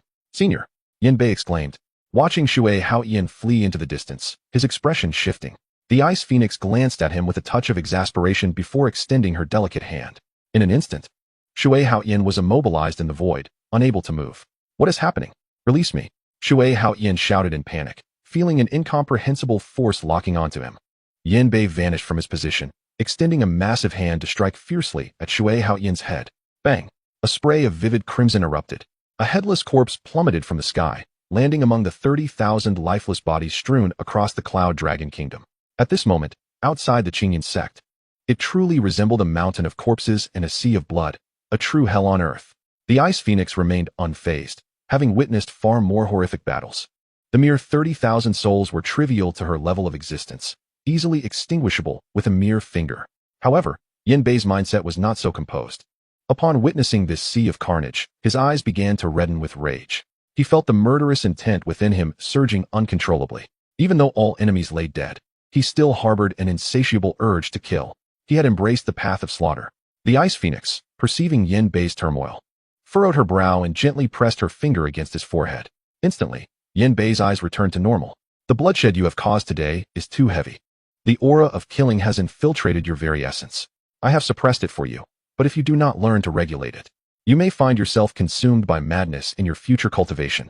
The Ice Phoenix cautioned him with utmost seriousness. Thank you, esteemed senior. I am profoundly grateful. Should you ever require my assistance in the future, I shall not hesitate. Yen Bei replied with deep respect, bowing to the Ice Phoenix. She had aided him on multiple occasions. Had it not been for her intervention in slaying Wu Bao today, the news of this incident would likely have caused a tremendous uproar. As for Shui Haoyan, without the Ice Phoenix's help, even with his past self, he feared he would have been unable to subdue him. Had the latter fought desperately to escape, he might not have been able to retain him. Overall, his cultivation at the Fourth Polar Realm was still too weak. If only he possessed the prowess of the Transcendent Realm now, he would not feel so helpless against someone like the half-saint Wu Bao. The Ice Phoenix smiled upon hearing Yen Bei's words. This was precisely the affirmation she sought. Though you claim to have achieved a modicum of mastery, there are those who would still deem you feeble. You can no longer linger in the southern wilderness. Ice Phoenix earnestly advised Yen Bei. The death of a semi-saint elder from the Dayan sacred land will undoubtedly not be overlooked. An investigation into the cause of his demise will commence, and it will inevitably lead to the Qingyun sect. The wrath of a sacred land is not something that either Yen Bei or Ice Phoenix possesses the strength to withstand. Should they be driven to desperation and dispatch a saint-level powerhouse, it would spell doom for all. Yen Bei pondered for a moment and nodded slightly. Thank you for your warning, esteemed elder. I am aware of the situation. Observing Yen Bei's demeanor, Ice Phoenix chose to say no more. After all, such a prodigy as Yen Bei required no further elaboration. A mere hint sufficed. Chapter 122. The battle concludes. The thousand-faced phantom above the Qingyun sect. Ice Phoenix relayed the current state of the Dayan sacred land to Yen Bei, urging him to exercise caution. Yen Bei subsequently inquired about the status of Qi Ming. Upon learning that she had become Ice Phoenix's disciple and was honored as the goddess of the Fire Phoenix Valley, he finally felt a sense of relief. In addition, Ice Phoenix extended an invitation for Yen Bei to visit the Fire Phoenix Valley. Once I have resolved matters in the southern wilderness, I shall pay a visit. Yen Bei responded, his eyes reflecting a hint of longing. It had been some time since he last saw Qi Ming, and he found himself missing her. Well then, I shall take care of the matters you entrusted to me, and I will not linger any longer. Take care of yourself, Ice Phoenix said, her gaze heavy as she looked into the distance. Despite her status as a saint, she too bore many burdens. With that, she stepped forward and vanished from sight. Farewell, esteemed elder, Yin Bei called out to the void, his expression one of deep respect. Had it not been for Ice Phoenix's timely arrival, he would have surely faced grave troubles. He felt a twinge of sorrow. Even a saint-level powerhouse like Ice Phoenix, reduced to a lingering spirit, was still troubled by numerous concerns. The quest for transcendence is no easy feat, Yin Bei sighed as he watched Ice Phoenix depart, then turned to return to the Qingyun sect. At this moment, everyone in the sect remained in a state of unconsciousness. The terrifying presence of the man who had trampled the colossal beast was too overwhelming. Had it not been for the future self's intervention, the entire southern wilderness might have crumbled instantaneously. With a wave of his hand, a gentle breeze swept through, awakening everyone. As they opened their eyes, they instinctively looked skyward, their expressions filled with palpable fear. The pressure exerted by the future self and that formidable man had instilled deep terror in their hearts. Seeing the fear etched in the eyes of his disciples, Yin Bei spoke soothingly, "It is all right now." Upon hearing his voice, they turned to face him, their anxiety finally easing. In their hearts, Yin Bei had become a guardian figure. As long as he was present, they felt secure. What of the enemies? Qin Yun approached Yin Bei, asking solemnly. Just moments ago, tens of thousands of soldiers besieged the Qingyun sect, yet now, an eerie silence prevails. They have all perished. Yin Bei pointed towards the entrance of the Qingyun sect, and the onlookers gazed intently. In an instant, the disciples collectively gasped, their bodies trembling in fear. Outside the gates of the Qingyun sect lay a gruesome tableau, a veritable mountain of corpses, drenched in blood, as if they had been crushed by some unseen force. The oppressive aura of the colossal beast had been overwhelming. Even the slightest hint of its presence had been enough to obliterate them all. After issuing a few directives, Yin Bei returned alone to the prison Dragon Mountain, under the reverent gazes of his companions. On the prison Dragon Mountain, Yin Bei sat atop a massive stone, his gaze fixed on the horizon. At this moment, his heart and mind were imbued with an unparalleled tranquility. Following the cataclysmic battle, he had come to a profound realization of his own inadequacies.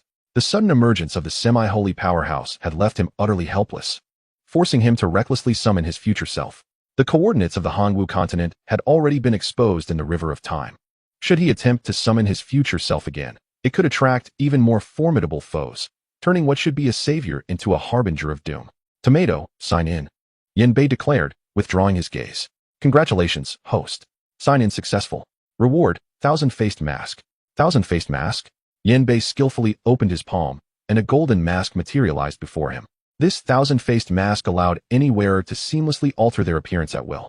Remarkably, it could even modify one's physique. Yin Bei's eyes widened in astonishment. This mask felt like a timely boon. Following today's events, if the Dian Sacred Land discovered the connection between the death of the semi-holy Wu Bao and himself, they would undoubtedly send powerful pursuers after him. However, with the thousand-faced mask, he could effortlessly disguise his identity. Thus, even if the Sacred Land dispatched hunters, he would remain unperturbed. Furthermore, possessing this mask would vastly simplify his future endeavors, freeing him from the anxiety of being recognized. With a determined gesture, Yin Bei donned the thousand-faced mask. As it made contact with his skin, it wriggled and seamlessly merged with his visage, indistinguishable from his natural appearance. In all, he touched his face, noting that it felt just as it always had, devoid of any sensation of wearing a mask. He then focused his mind, invoking a technique, and a figure materialized within his consciousness. His features began to shift, even his physique transforming. Soon, Yin Bei stood, incredulous as he caressed his newly altered face. "How astonishing!" he exclaimed, though his voice had morphed into something ethereal and melodious, entirely unlike his original tone. He hurried back into the cave, gazing into a bronze mirror, captivated by his reflection. There, within the mirror, stood a stunning woman clad in flowing robes, gazing back at him in a trance. Indeed, he had transformed into Qi Meng. What left him astounded was not merely the transformation of his visage into a dreamlike form, but rather the complete metamorphosis of his entire being.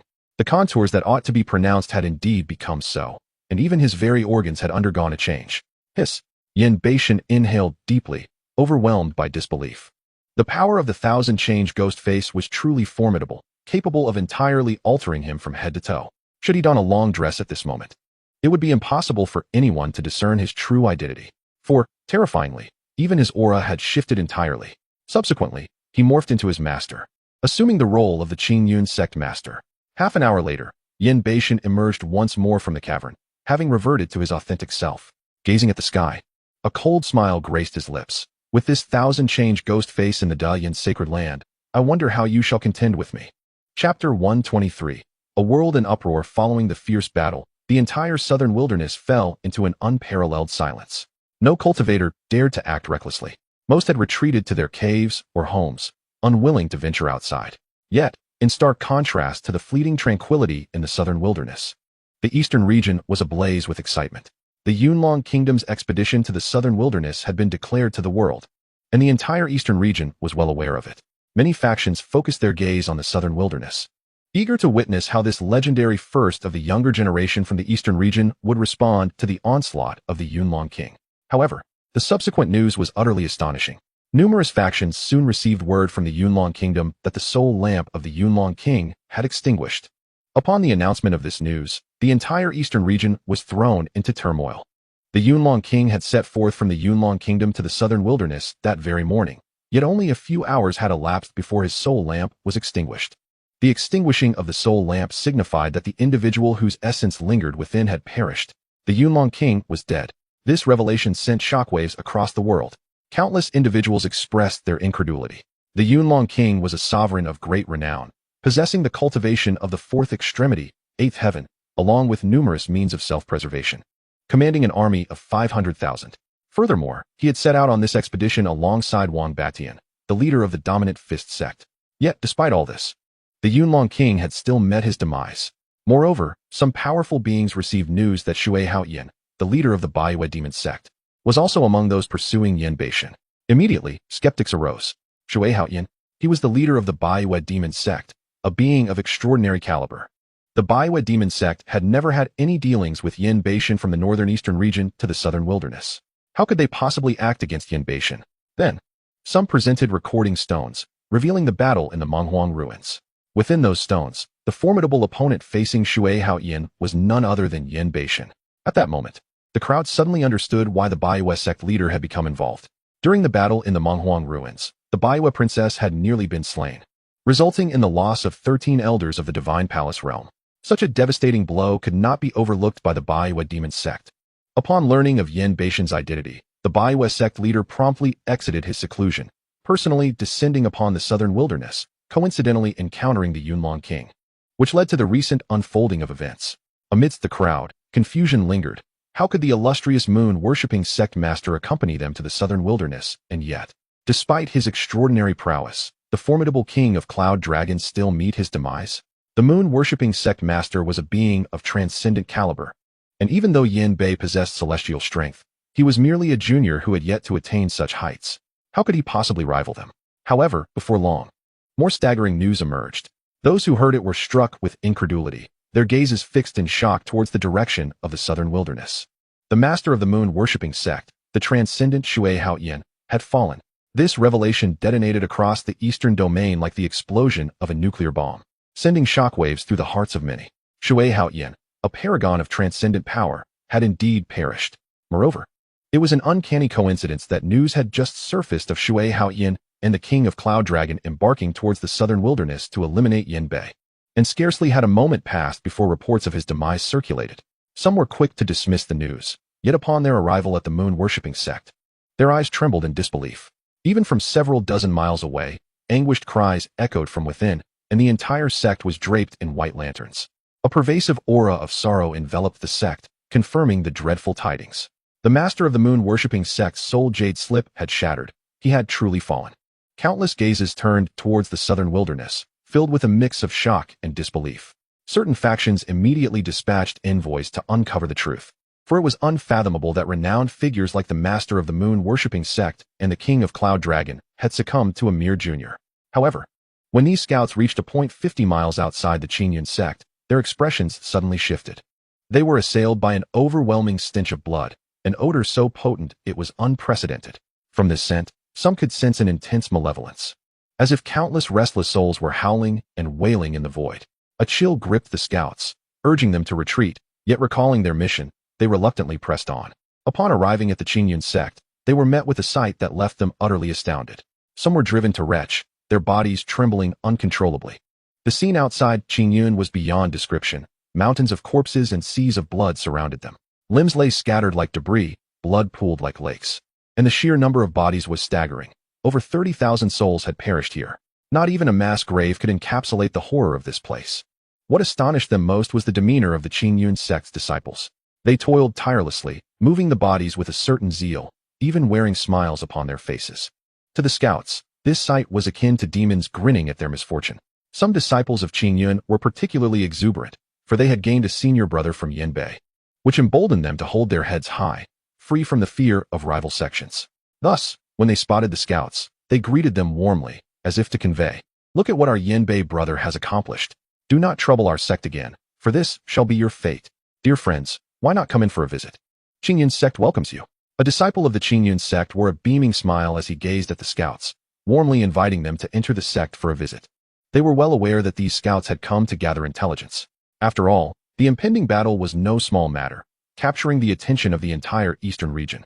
At this moment, they needed to exhibit the grandeur of a great sect and treat others with courtesy. However, upon hearing this invitation, the scouts' faces turned ashen, and they shook their heads vigorously. The sight bore witness to the deaths of countless thousands. To them, the Qingyun sect resembled a den of demons. Who would dare to enter? The scouts promptly fled in haste. The atmosphere was thick with malevolence, and they dared not linger. Yet they could not help but wonder why the disciples of Qingyun's sect were so unfazed as they transported the corpses. Any ordinary person would have been rendered unconscious by the sight of so many lifeless bodies, or even succumbed to the malevolent aura, transforming into a fiend. Yet the disciples of Qingyun's sect seemed to revel in their task, oblivious to the ominous energy swirling in the air. Unbeknownst to the scouts, each disciple of the Qingyun sect radiated a faint golden glow invisible to the naked eye. It was this golden aura that deterred the restless spirits from encroaching, instilling fear within them. At Qiulong Mountain, Yanbei sat atop a massive stone, immersed in his cultivation. Time slipped away unnoticed.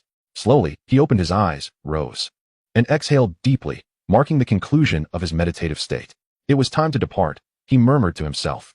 The South Wilderness was deficient in spiritual energy, making it a poor choice for cultivation. He yearned for broader horizons and richer life experiences to elevate his mindset. However, before leaving, there remained an important task to attend to. Chapter 124. Relocating the sect. The Holy Land's fury at the Qingyun sect, within the grand hall of the sect leader. The upper echelons of the sect gathered, their expressions grave as if deliberating a significant matter. At the forefront of the hall stood a figure in white, commanding the respect of all present. Indeed, it was Yanbei, who had summoned the entire leadership of the Qingyun sect. Are we truly to migrate the sect?